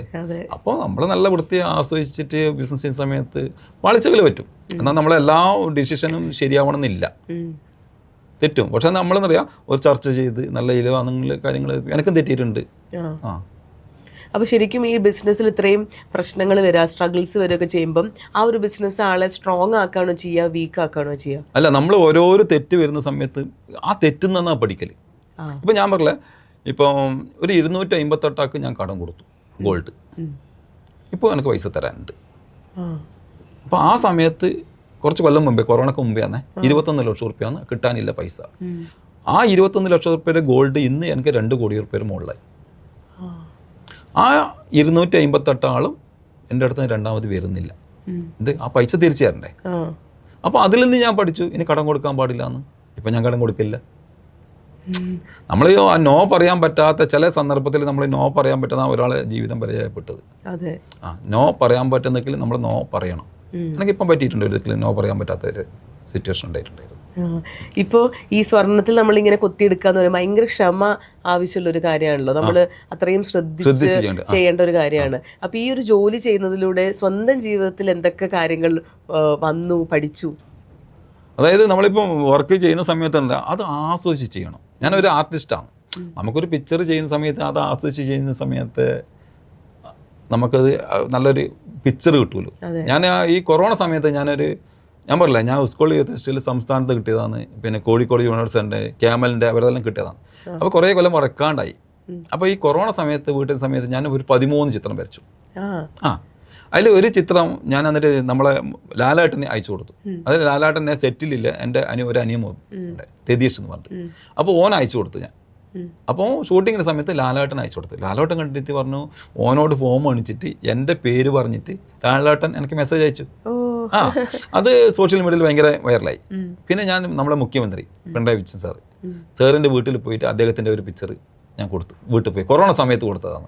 അത് എനിക്ക് ഭയങ്കരമായിട്ട് പബ്ലിസിറ്റി കിട്ടുകയും ചെയ്തു. സാറിൻ്റെ ഭാര്യയും മോളെല്ലാം ഭയങ്കരമായിട്ട് അഭിപ്രായം പറയും. കുറേ പിക്ചർ കണ്ടിട്ടുണ്ട്, പക്ഷേ ഇത് നല്ല കറക്റ്റായിട്ട് അത് നമ്മൾക്ക് അതിനോടൊരു ഇഷ്ടം. ഇപ്പം സാറ് വരച്ച് കഴിഞ്ഞാൽ ഞാൻ പറഞ്ഞില്ല, അത് ആസ്വദിച്ച് വരച്ച് കഴിഞ്ഞാൽ ആ ഒരു നമുക്കിത് കിട്ടൂല. ചിത്രം നമ്മൾ എത്ര വരച്ച് കഴിഞ്ഞാലും അത് തീരൂല. അപ്പോൾ എപ്പം നമ്മൾ ഏത് വർക്ക് ചെയ്യുമ്പോൾ ആസ്വദിച്ച് ചെയ്യണം. പിന്നെ ഈ മോതിരത്തിലെ പേര് നമ്മൾ എഴുതും കൊത്തിയെടുക്കുന്നതാണ്. ഒരക്ഷരം തെറ്റിക്കഴിഞ്ഞാൽ വേറെ ഓപ്ഷൻ ഇല്ല. ആ മോതിരം മാറ്റലേ പറ്റില്ല, മായ്ച്ചു കളയാൻ പറ്റില്ല. ഇപ്പോൾ ചില സമയത്ത് നമ്മളിപ്പം ചില അക്ഷരങ്ങൾ എഴുതുന്ന സമയത്ത് ഒരക്ഷരം വിട്ടുപോയിട്ടുണ്ടാവും, ചെയ്യാങ്കില്ല, മോതിരം രണ്ടാമത് ഉണ്ടാക്കണം. നമ്മളിപ്പോൾ തിരക്ക് പിടിച്ച സമയത്ത് ഇപ്പോൾ ഞാൻ പറഞ്ഞില്ലേ, കാഞ്ഞങ്ങാട് പിന്നെ കാസർഗോഡ് ജില്ലയിൽ 10-30 ജ്വല്ലറിയിലേക്ക് ഞാൻ ചെയ്തത്. അപ്പോൾ എല്ലാ ജ്വല്ലറിയിൽ നിന്ന് വിളിച്ചുകൊണ്ട് വെക്കും. അപ്പോൾ തിരക്കിട്ട് ചെയ്യുന്ന സമയത്ത് ചിലപ്പോൾ ഒരക്ഷരം മിസ്സായി പോകും. അങ്ങനെയെല്ലാം സംഭവിച്ചിട്ടുണ്ട്. ഒന്നൊന്ന് ആദ്യം മോതിരം ഉണ്ടാക്കിയിട്ട് അത് ചെയ്യണം, വേറൊരു ഓപ്ഷൻ ഇല്ല. അപ്പോൾ ഈ ഓരോന്നിനും ഇപ്പം മാല, കമ്മല്, വള, അങ്ങനെ ഓരോന്നിനും ഓരോ സമയമായിരിക്കുമല്ലോ ഇത് കൊത്തിയെടുക്കുക കാര്യങ്ങൾക്കൊക്കെ. അതിനെ പറ്റിയിട്ടൊന്ന് പറയോ? അതായത് ഈ മെയിനായിട്ട് ഞാൻ ചെയ്യുന്നത് അറിയാം. അതായത് ഈ മാലയെല്ലാം ഉണ്ടാക്കുന്ന കുറേ ആൾക്കാരുണ്ട്. ഈ മോതിരം ഉണ്ടാക്കുന്നത് അങ്ങനെ ആളുണ്ട്, ഈ പേര് എഴുതുന്നത് ആളില്ല. ഇപ്പം പിന്നെ ലേസർ വന്നതുകൊണ്ട് ഇപ്പം അതിലേക്ക് മാറി. പക്ഷേ മുമ്പ് കാലത്ത് ഇത് കൊത്തിയെടുക്കാനേ പറ്റുള്ളൂ. ഇത് എല്ലാവരും കൊണ്ട് ചെയ്യാൻ പറ്റുന്നില്ല. ഒന്ന് ആർട്ട് അറിയണം, നല്ല ശ്രമം വേണം, നല്ല ഫിനിഷിങ് വേണം. അപ്പോൾ ഞാൻ കാഞ്ഞങ്ങാടെല്ലാം എന്നറിയാം, ആദ്യകാലത്തെല്ലാം ഈ ജ്വല്ലറിയിലേക്ക് കണ്ട കല്യാണ പാർട്ടി പോയി കഴിഞ്ഞാൽ ആദ്യം ഇവർ കല്യാണ മോതിരം ഓർഡർ എടുക്കും. അവർ എൻ്റെ കയ്യിലേക്ക് വാട്സപ്പ് ചെയ്യും. ബാക്കിയെല്ലാം സെലക്ട് ആക്കിയ സമയത്ത് ഈ മോതിരം ഉണ്ടാക്കിയിട്ട് അവിടെ എത്തിച്ചു. ഇതിനെ ഞാൻ അത്രയും ഫാസ്റ്റാക്കി. മറ്റുള്ളവരങ്ങനെയല്ല, ഒരാഴ്ച പിടിക്കും. അപ്പോൾ എനിക്ക് എല്ലാ ജ്വല്ലറിയിൽ നിന്നും ഓർഡർ കിട്ടി. ഞാൻ കുറേ പണിക്കാരെയും വെച്ചു. പക്ഷെ പേര് എത്ര പണിക്കാർ വെച്ചാൽ ഈ പേര് ഞാൻ തന്നെ തന്നെ. അങ്ങനെ ആകുമ്പോൾ എന്നറിയാം, ഒന്ന് പിന്നെ ഈ എല്ലാ കല്യാണം മുതൽ മാറ്റി വെക്കാൻ പറ്റൂല. അപ്പോൾ എനിക്ക് ഒരു പനി വന്നാൽ ലീവാക്കാൻ പറ്റൂല. ഹർത്താലിന് ഞാൻ പോയിട്ടുണ്ട്. എൻ്റെ ബന്ധുക്കൾ മരിച്ചാൽ പോകാൻ പറ്റില്ല. അങ്ങനെ ഒരിക്കൽ എൻ്റെ ഒരു ഫ്രണ്ട് ഷോക്ക് അടിച്ച് മരിച്ചു. ഷോക്ക് അടിച്ച് മരിച്ച സമയത്ത് അപ്പോൾ ഓൻ ഈ റെയിൽവേ സ്റ്റേഷനിൽ അടുത്താണ്. അത് ട്രെയിനിൽ പോകുമ്പോൾ അവൻ്റെ ഷോപ്പ് കാണും. അപ്പോൾ ടാറ്റ പറഞ്ഞിട്ടാണ് പോലും. ഇവന് ഞാനും ഒപ്പനം ട്രെയിനിൽ വന്നുകൊണ്ട് ഓൻ മംഗലാപുരം വർക്ക്ഷോപ്പ് എടുത്താണ്. അങ്ങനെ ഇവൻ ടാറ്റയും പറഞ്ഞിട്ട് ഞാൻ പോയി. കുറച്ച് കഴിയുമ്പോൾ അറിയുന്നു ഇവൻ മരിച്ചു. എനിക്ക് പോകാൻ പറ്റിയിട്ടില്ല. 22 മോതിരം കൊടുക്കാനുണ്ടായി കല്യാണത്തിൻ്റെ. അപ്പോൾ ഞാൻ ജ്വല്ലറിക്കാരെ എല്ലാവരുടെ സമയത്ത്, സതീഷ് നീ പോയിക്കോ, മോതിരം കിട്ടണം. അപ്പോൾ അന്ന് എനിക്ക് ഈ പണിയോട് ഭയങ്കര ഒരു മടുപ്പ് വന്നി. ഇപ്പോൾ വെറുതെ വേറെ എന്തെങ്കിലും പണിയൊക്കെ പോയാൽ മതി. അന്ന് എനിക്കൊരു മടുപ്പ് വന്നി. പിന്നെയും ഇത് തുടർന്നു. ആ ഒരു മൊമെൻറ്റിൽ മാത്രമേ എനിക്ക് ഈ പണിയോടുള്ള ഒരു വെറുപ്പ് തോന്നിയിട്ടുള്ളൂ. എനിക്ക് അതിന് പോകാൻ പറ്റാത്തതുകൊണ്ട്. അതെ. ഇപ്പോൾ നമ്മൾ 2026-ലാണല്ലോ നിൽക്കുന്നത്. അപ്പം എല്ലാം ഇങ്ങനെ ടെക്നോളജി മാറിക്കൊണ്ടിരിക്കുകയാണ്. അപ്പോൾ മെഷീൻസൊക്കെ വരുന്ന, അല്ലെങ്കിൽ മെഷീൻസൊക്കെ ഇങ്ങനെ പലതരത്തിലുള്ള മെഷീൻസ് വരുന്നൊരു കാലഘട്ടമാണ്. അപ്പോൾ ഈ മെഷീൻസിലൂടെ എൻഗ്രേവ് ചെയ്ത് കൊത്തിയെടുത്ത ഓർണമെന്റ്സും നമ്മൾ കൈ വെച്ചിട്ട് ചെയ്യുന്നതിലും എത്രമാത്രം വ്യത്യാസമുണ്ട്? അങ്ങനെയല്ലേ, നമ്മളിപ്പം മുമ്പ് കാലത്ത് അമ്മിയിൽ അരക്കലുണ്ട്. മിക്സി വന്ന സമയത്ത് മിക്സിയിൽ അരച്ച് കറി നമ്മൾ തന്നെ ആക്കണം. അതെ, അത് കണക്കാണ്. അവർ ഉണ്ടാക്കുന്ന മെഷീനിൽ ആക്കിയിട്ട് വരും. ചില ചൈനകൾ അങ്ങനെ വരുന്നുണ്ട്. പക്ഷെ എന്നാലും നമ്മളെ മാൻ പവർ എന്തായാലും വേണം അതിന്. ആണല്ലേ, അതിൻ്റെ ഒരു വ്യത്യാസം. കൈകൊണ്ട് എന്തായാലും നമ്മൾ ചെയ്യണം. ഒരു സ്മിത്തിന്റെ ആവശ്യം എന്തായാലും ഉണ്ട്. ഇപ്പം ഏറ്റവും ബുദ്ധിമുട്ടിയ ഒരു പോയിന്റിൽ കൂടെ നിന്ന് ഒരാൾ ആരായിരിക്കും? എല്ലാവരും ഫാമിലി എല്ലാവരും സപ്പോർട്ടാണ്. എൻ്റെ അനിയൻ സപ്പോർട്ടാന്ന് അഭിപ്രായം. ഞാൻ അനിയനെ ഒപ്പം ചെയ്യുന്നതാണ്. അപ്പോൾ ഈ മൂത്ത ചേട്ടൻ എന്ന് പറഞ്ഞല്ലോ, അപ്പം ഈ ചെറുപ്പം മുതലേ റെസ്പോൺസിബിലിറ്റി ലൈഫിലുള്ളത് കൊണ്ട് തന്നെയാണോ പണ്ട് മുതലേ ഇങ്ങനെ ഒരു ബിസിനസ് അങ്ങനത്തെ സാധനങ്ങളൊക്കെ ഏറ്റെടുത്ത് ചെയ്യാൻ? അതായത് എന്താ പറയുക, ഞാൻ പയ്യന്നൂർ അമ്പലത്തിൽ അവിടെ ഉത്സവം ഉണ്ടാവും. അപ്പോൾ ഉത്സവത്തെ സമയത്ത് ഞാൻ പഠിക്കുന്ന 8, 9, 10 പഠിക്കുന്ന സമയത്ത് ഈ കടല വെക്കാൻ പോകും. കടല, കരിമ്പ്. നമ്മളവിടെ ഉത്സവത്തിന് ഇപ്പോൾ ഇല്ല കേട്ടോ, പണ്ട് കാലത്ത് കരിമ്പ്, അതായത് 1 റുപ്യ 10 പൈസ, അത്രയും കറക്റ്റ് എനിക്ക് ഓർമ്മയില്ല. അപ്പോൾ ആ സമയത്ത് പല ആളെ എന്നെ കണക്കെ കരിമ്പ് വെക്കുന്നുണ്ടാവും. പക്ഷെ ഞാനെന്നറിയാം, എൻ്റെ കരിമ്പിൻ്റെ അളവ് കറക്റ്റായിരിക്കും. ഞാനൊരു സ്കെയിൽ വെച്ച് ഒരേ പൈസ ആയിരിക്കും, പക്ഷെ ആ കരിമ്പ് കറക്റ്റ് കട്ടാക്കും. അപ്പോൾ എൻ്റെ അടുത്ത് ഒരു കാണാനും ഭംഗിയാണ്. പക്ഷെ ചിലവർ കരിമ്പ് വെക്കുന്ന സമയത്ത് ചെറുതും വലുതും നോക്കും, മറ്റേവർ വെക്കുമ്പോൾ നീളം നോക്കിയിട്ട് എടുക്കില്ല. പക്ഷെ എൻ്റെത് എപ്പം കറക്റ്റ് ആയിരിക്കും. അപ്പോൾ അത് എനിക്ക് ഞാൻ അറിയാണ്ട് സംഭവിച്ചോ, എൻ്റെ മനസ്സിൻ്റെ ഉള്ളിലോ ഉണ്ടോ എന്നറിയില്ല. അതെനിക്ക് കടല വെക്കും, നമ്മൾ തോടില്ല കടലില്ല. അപ്പോൾ ഒരു പാട്ട കടല, ഞാൻ ഈ കടല ഫുള്ള് എണ്ണു. എണ്ണീട്ട് അതിൻ്റെ ഞാൻ വെക്കുമ്പോൾ പറയാം, ആദ്യം എൻ്റെ ലാഭം അത്രയാണോ അത് തീർച്ചപ്പെടുത്തും. അപ്പോൾ ഇത്ര പൈസ കിട്ടുമെങ്കിൽ ഇത്ര പൈസക്ക് വിറ്റാൽ എൻ്റെ ലാഭം. അപ്പോൾ ഞാനിത് ട്രെയിനിൽ വരുന്ന സമയത്ത് അവിടെ ഒരു മെട്രോ സൂപ്പർ മാർക്കറ്റ് ഉണ്ടായിരുന്നു. അതിൻ്റെ ഓണർ ഞാൻ പറഞ്ഞു, ഇങ്ങനെ എൻ്റെ കടല ഞാൻ നമ്മൾ സംസാരിക്കുമല്ലോ ട്രെയിനിൽ നിന്ന്. അപ്പോൾ ഈ കടല വെക്കുന്ന കാര്യം എന്നോട് പറഞ്ഞു, സതീഷ് നീ ഭയങ്കര സംഭവമാണ് കേട്ടോ. കടല ഫുള്ള് എണ്ണീട്ട് അതിനെ ഡിവൈഡ് ചെയ്തിട്ട് ഇത്ര പൈസ കൊടുത്തിട്ട് ഇത്ര കിട്ടും. അപ്പോൾ അന്നേ എൻ്റെ എനിക്കും എൻ്റെ മനസ്സിൽ ഈ ബിസിനസ് ഉണ്ടായിട്ടുണ്ടാവും. അല്ലെങ്കിൽ ഞാൻ ഒരിക്കലും അങ്ങനെ ചെയ്യില്ലല്ലോ. അതേപോലെ തന്നെ ഇപ്പം ആദ്യമായിട്ട് കട തുടങ്ങിയ സമയത്ത് ഏറ്റവും ഉള്ളിൽ തോന്നിയൊരു പേടി എന്തായിരുന്നു? പിന്നെ അങ്ങനെയല്ല, ഞാൻ അപ്പം ഈ റിസ്ക് എടുക്കാൻ എനിക്ക് ഭയങ്കര താല്പര്യമാണ്. അപ്പോൾ ഞാൻ സ്കൂളിൽ പഠിക്കുന്ന സമയത്ത് അപ്പോൾ ഒരാൾ പറഞ്ഞു, സതീഷ് ഷട്ടറിന് വരക്കണം, ഒരു ജ്വല്ലറി ഉണ്ട്, അത് വരക്കോ ചോദിച്ചു. ഞാൻ പറഞ്ഞു വരക്കാം. അപ്പോൾ എനിക്ക് പഠിക്കുന്ന സമയത്ത് ഒരു ഇൻകം കിട്ടുന്നതാണ്. അപ്പോൾ ഞാൻ വരച്ചിട്ടൊന്നുമില്ല, വരക്കാൻ അറിയാം, ഷട്ടറിന് വരച്ചിട്ടില്ല. ഞാൻ ചെയ്തു. ആ ഒരു റിസ്ക് എടുക്കുന്ന ഇപ്പോൾ അങ്ങനെയാണ് കേട്ടോ. ഈ ധൈര്യം എവിടെ നിന്നാണ്? അച്ഛൻ്റെ അടുത്ത് കിട്ടിയാണ്. അതായത് പിന്നെ നല്ല ഇപ്പോൾ ആരെങ്കിലും നമ്മൾ എന്തെങ്കിലും ആക്രമിക്കുക അതിനെല്ലാം നല്ലൊരു ധൈര്യം കൂട്ടുന്നത്. അത് അച്ഛനും നല്ല ധൈര്യത്തിന് അതാണ്. അവർ പേടിച്ച് നിൽക്കുന്നത് കുറവാണ്. ഇങ്ങനെ ഒരു പേടി അങ്ങനെ ഉണ്ടാവില്ല. ഇപ്പം മിക്ക എല്ലാവർക്കും, അതായത് ഇപ്പോഴത്തെ ജനറേഷൻ ആയിക്കോട്ടെ, നമ്മളെ കൊണ്ട് പറ്റുമോ എന്നുള്ളൊരു ചോദ്യം എപ്പോഴും നമ്മുടെ ഉള്ളിൽ ഉണ്ടാവും. ഇപ്പം ഈ പറഞ്ഞ പോലെ ഒരിക്കലും ചെയ്യാത്ത ഒരു കാര്യം ചെയ്യുമോ എന്ന് ചോദിക്കുമ്പോൾ പിന്നെ ചെയ്യാമെന്ന് ഇത്രയും കോൺഫിഡൻസോടെ ഏത് കാലത്ത് പറഞ്ഞിട്ടുണ്ട്. അപ്പോൾ അങ്ങനെ പേടിയുള്ള ആളുകൾ ഇപ്പം നമ്മളെ കേൾക്കുന്നുണ്ടാകും. അവരുടെ അടുത്ത് എന്താ പറയാനുള്ളത്? അപ്പോൾ ഈ അതായത് നമ്മൾക്കൊന്നും ചെയ്യാനില്ല, അത് ഒരു അതിനോടില്ല ഒരു ഇഷ്ടം വേണം. ഈ ഇഷ്ടത്തോടെ ചെയ്യുമ്പോൾ ആ പേടി മാറും. ഇഷ്ടമില്ലാണ്ട് നമ്മൾ താല്പര്യമില്ലാണ്ട് ഒരാൾ ഏൽപ്പിച്ചാൽ നടക്കൂല. അവർക്കൊരു ഇഷ്ടം വേണം. ഇപ്പോൾ എൻ്റെ മോളിപ്പോൾ നീറ്റ് എക്സാമിൻ്റെ കഴിഞ്ഞു. അപ്പോൾ ആദ്യം അവർക്ക് നല്ല താല്പര്യം. ഇപ്പോൾ അവൾ ചിന്താഗതി മാറി. അപ്പോൾ ഞാൻ നിർബന്ധിച്ച് അവളെ ഇഷ്ടത്തിന് വിട്ടു. ഇപ്പോൾ BRക്ക് ചെയ്യണമെന്ന് അവർ താല്പര്യം. അവൾ കുറച്ച് വർക്കുകയും ചെയ്യും. അപ്പോൾ ഞാൻ വിട്ടു. ഇപ്പം ഞാൻ നിർബന്ധിച്ചിട്ട് അതന്നെ ആവണമെന്ന് പറഞ്ഞാൽ നടക്കൂല. അവർക്ക് അതിനോട് ആ ഇഷ്ടം വേണം. നമ്മൾ ഏത് വർക്ക് ചെയ്യുന്ന സമയത്തും ഇപ്പോൾ പാർവതിക്ക് ഇതിന് ഇഷ്ടമില്ലത് കൊണ്ടല്ല ഇതിലേക്ക് വന്നത് അല്ലേ? അപ്പോൾ ആ ഇഷ്ടത്തോടെ ചെയ്യുമ്പോൾ നമുക്ക് മനസ്സിന് ഭയങ്കര സന്തോഷം കിട്ടും. അപ്പോൾ എനിക്ക് ചില സമയത്ത് ഈ ബിസിനസ്സിനെക്കാട്ടി എനിക്കിഷ്ടം ഒരു ആർട്ടിസ്റ്റായിട്ട് അറിയാൻ വേണ്ടിയിട്ടാണ് പെയിൻറ്റിങ്. അതായത് നല്ല രസമാണ്. എന്നിട്ട് ഞാൻ പറഞ്ഞത്, ഞാൻ മുമ്പ് ഈ ഷട്ടറിന് വരക്കും. അപ്പോൾ കാഞ്ഞങ്ങാട് വരച്ച സമയത്ത് ഏകദേശം 10 കൊല്ലത്തിന് ശേഷം ഞാൻ തളിപ്പറമ്പിൽ ബസ് കാത്തു നിൽക്കുന്നു. അപ്പോൾ ഒരാൾ വന്നിട്ട് പറഞ്ഞു, സതീഷ് അല്ലേ? ഞാൻ പറഞ്ഞു അതെ. എന്നെ ഓർമ്മയുണ്ടോ? ഞാൻ പറഞ്ഞു ഇല്ല. നിങ്ങൾ ഇന്ന് ജ്വല്ലറീൻ്റെ പരസ്യം വരക്കുമ്പോൾ ഞാനല്ലേ നിങ്ങളെ അടുത്തുണ്ടായിന്, ഇതെല്ലാം എടുത്തു തരാൻ വേണ്ടിയിട്ട്. അപ്പോൾ അയാൾ അതിൻ്റെ അടുത്ത് ഈ സൺഡേയിലെ ഷട്ടർ വരക്കാൻ പറ്റുള്ളൂ. അപ്പോൾ ഈ ചെരുപ്പ് കച്ചവടക്കാരനാണ്. അപ്പോൾ ഇത് എടുത്തു തരാനെല്ലാം ഇയാളെ ഉണ്ടായത്. അപ്പോൾ അതാണ് ഈ ആർട്ടിസ്റ്റ് ഉണ്ടാവും, ആ ഒരു ഓർമ്മയുണ്ടാവും. നമ്മൾ ബിസിനസ്സുകാരനാണെന്ന് എല്ലാവരും ഓർക്കണമെന്നില്ല. അതേപോലെ തന്നെ ഇപ്പോൾ നമ്മൾ ഏറ്റവും കൂടുതൽ റീൽസിലൊക്കെ ഈ റോഡ് സൈഡിലൊക്കെ ഓരോന്ന് വിൽക്കുന്നതും അങ്ങനെ ബിസിനസ് സ്റ്റാർട്ട് ചെയ്യാൻ ആഗ്രഹിക്കുന്ന എത്രയോ പേരുണ്ട് ഇപ്പം. അപ്പം അവർക്ക് എന്ന് വെച്ചാൽ കുറേ ആൾക്കാർ ഒരു രാവിലെ മുതൽ രാത്രി വരെ നിന്നിട്ട് കസ്റ്റമേഴ്സ് ഒന്നും വന്നില്ല എന്നൊക്കെ പറയുന്ന റീൽസ് നമ്മൾ കണ്ടിട്ടുണ്ട്. അപ്പം അത് കാണുമ്പോൾ നമ്മൾ ആ ഏരിയയിലാണെങ്കിൽ നമ്മൾ ചിലപ്പോൾ പിറ്റേ ദിവസം പോവായിരിക്കും. അപ്പം ആദ്യം കട തുടങ്ങിയ സമയത്ത് എങ്ങനെയാ കസ്റ്റമേഴ്സ് ഒക്കെ വന്നു തുടങ്ങി? ഒന്ന് നമ്മളെന്ന് പറയാം, നമ്മൾ കൊടുക്കുന്ന കാര്യങ്ങൾ കറക്റ്റ് ആയിരിക്കണം, ഒരാളെ പറ്റിക്കാൻ പാടില്ല. അപ്പോൾ ഈ കസ്റ്റമർ നമ്മളെ ഒന്ന് വിലയിരുത്തും, ഇവർ ജെന്യുവൻ ആണോ. ഇപ്പം നമ്മൾ ഗോൾഡ് വെക്കുന്നത് കറക്റ്റാണ്, ഇത് നമ്മൾ ചെയ്ത് ജനങ്ങളിൽ വിശ്വാസം എടുക്കലാണ്. അപ്പോൾ നമ്മൾ ഏതെങ്കിലും നമ്മൾ റോങ് ആയിട്ട് ചെയ്ത് കഴിഞ്ഞാൽ അത് പബ്ലിക്കിൻ്റെ അടുത്തുണ്ടാവും. ഒരു റോങ് കാര്യം ചെയ്ത് കഴിഞ്ഞാൽ ഒരാൾ അത് 10 ആളോട് പറയും, പിന്നെ കസ്റ്റമർ ഇല്ലാത്ത അങ്ങനെ കുറേ ജ്വല്ലറി പൂട്ടിയതും പല ബിസിനസ്സും പൂട്ടിയതെല്ലാം അങ്ങനെയാണ്. അപ്പോൾ നമ്മൾ ചെയ്യുന്ന ഒന്ന് പ്രൊഡക്റ്റ്, നമ്മളിപ്പോൾ നല്ലൊരു ഹോട്ടലിൽ അവിടെ നമ്മൾ പോയിക്കൊണ്ടിരിക്കും, അവിടെ പൈസ നമ്മൾ നോക്കുന്നില്ല, നമുക്ക് നല്ല ഭക്ഷണം കഴിക്കണം. പിന്നെ കസ്റ്റമർക്ക് അവരെ ഇഷ്ടത്തിന് നമ്മൾ വിടണം, നമ്മൾ നിർബന്ധിച്ചിട്ട്. ഇപ്പോൾ ഡയമണ്ട് എല്ലാം ചില ജ്വല്ലറിയിൽ നിന്ന് ഡയമണ്ട് എടുപ്പിക്കുന്നുണ്ട്, അവർ മേടിക്കാൻ പോകുന്നത് പറയായിരിക്കും, പക്ഷെ ഈ ഡയമണ്ട് വെക്കുന്ന പ്രോഫിറ്റ് ജാസ്തിയാണ് ജ്വല്ലറിക്കാർക്ക്. എന്തുകൊണ്ടെന്നറിയാം, നമ്മൾ ഗോൾഡ് ഒരു റേറ്റ് ഉണ്ടാവും. അതാണ് ഈ ജ്വല്ലറി പോകുമ്പോൾ ഡയമണ്ട് സെഷനിൽ പോയി നോക്കണ്ട, ഡയമണ്ടിലേക്ക് നമ്മൾ ഇങ്ങനെ ഉന്തിത്തള്ളി വിടും. അതെന്തോന്നുണ്ടെന്നറിയാം, നമ്മൾ ഗോൾഡിൻ്റെ റേറ്റ് നമ്മളവിടെ ഫ്രണ്ടിൽ കാണിച്ചിട്ടുണ്ടാവും, 1 ഗ്രാമിന് ഇത്രയാണ്, എല്ലാ ദിവസവും നമ്മളെ മൊബൈലിലും വരും. പക്ഷെ ഡയമണ്ടിൻ്റെ റേറ്റ് എവിടെ അങ്ങനെ കാണിച്ചിട്ടില്ല. ശരിയാണല്ലോ. നിങ്ങളിപ്പോൾ ഒരു 10 ലക്ഷത്തിൻ്റെ ഒരു ഡയമണ്ട് ആഭരണം മേടിച്ചു, അപ്പോൾ നമ്മളത് പണയം വെക്കാൻ പോകുമ്പോൾ അതിലില്ല ഗോൾഡിനെ നമുക്ക് എമൗണ്ട് കിട്ടും. അതെ. പക്ഷെ ഡയമണ്ട് എന്ന് പറഞ്ഞാൽ മുമ്പ് ഈ രാജാക്കന്മാരും രാജ്ഞികളെല്ലാം ഉപയോഗിച്ച് അവർ അണിഞ്ഞതായ ഡയമണ്ട്. അപ്പോൾ സാധാരണക്കാർക്ക് സ്വപ്നം കാണാൻ പറ്റില്ല.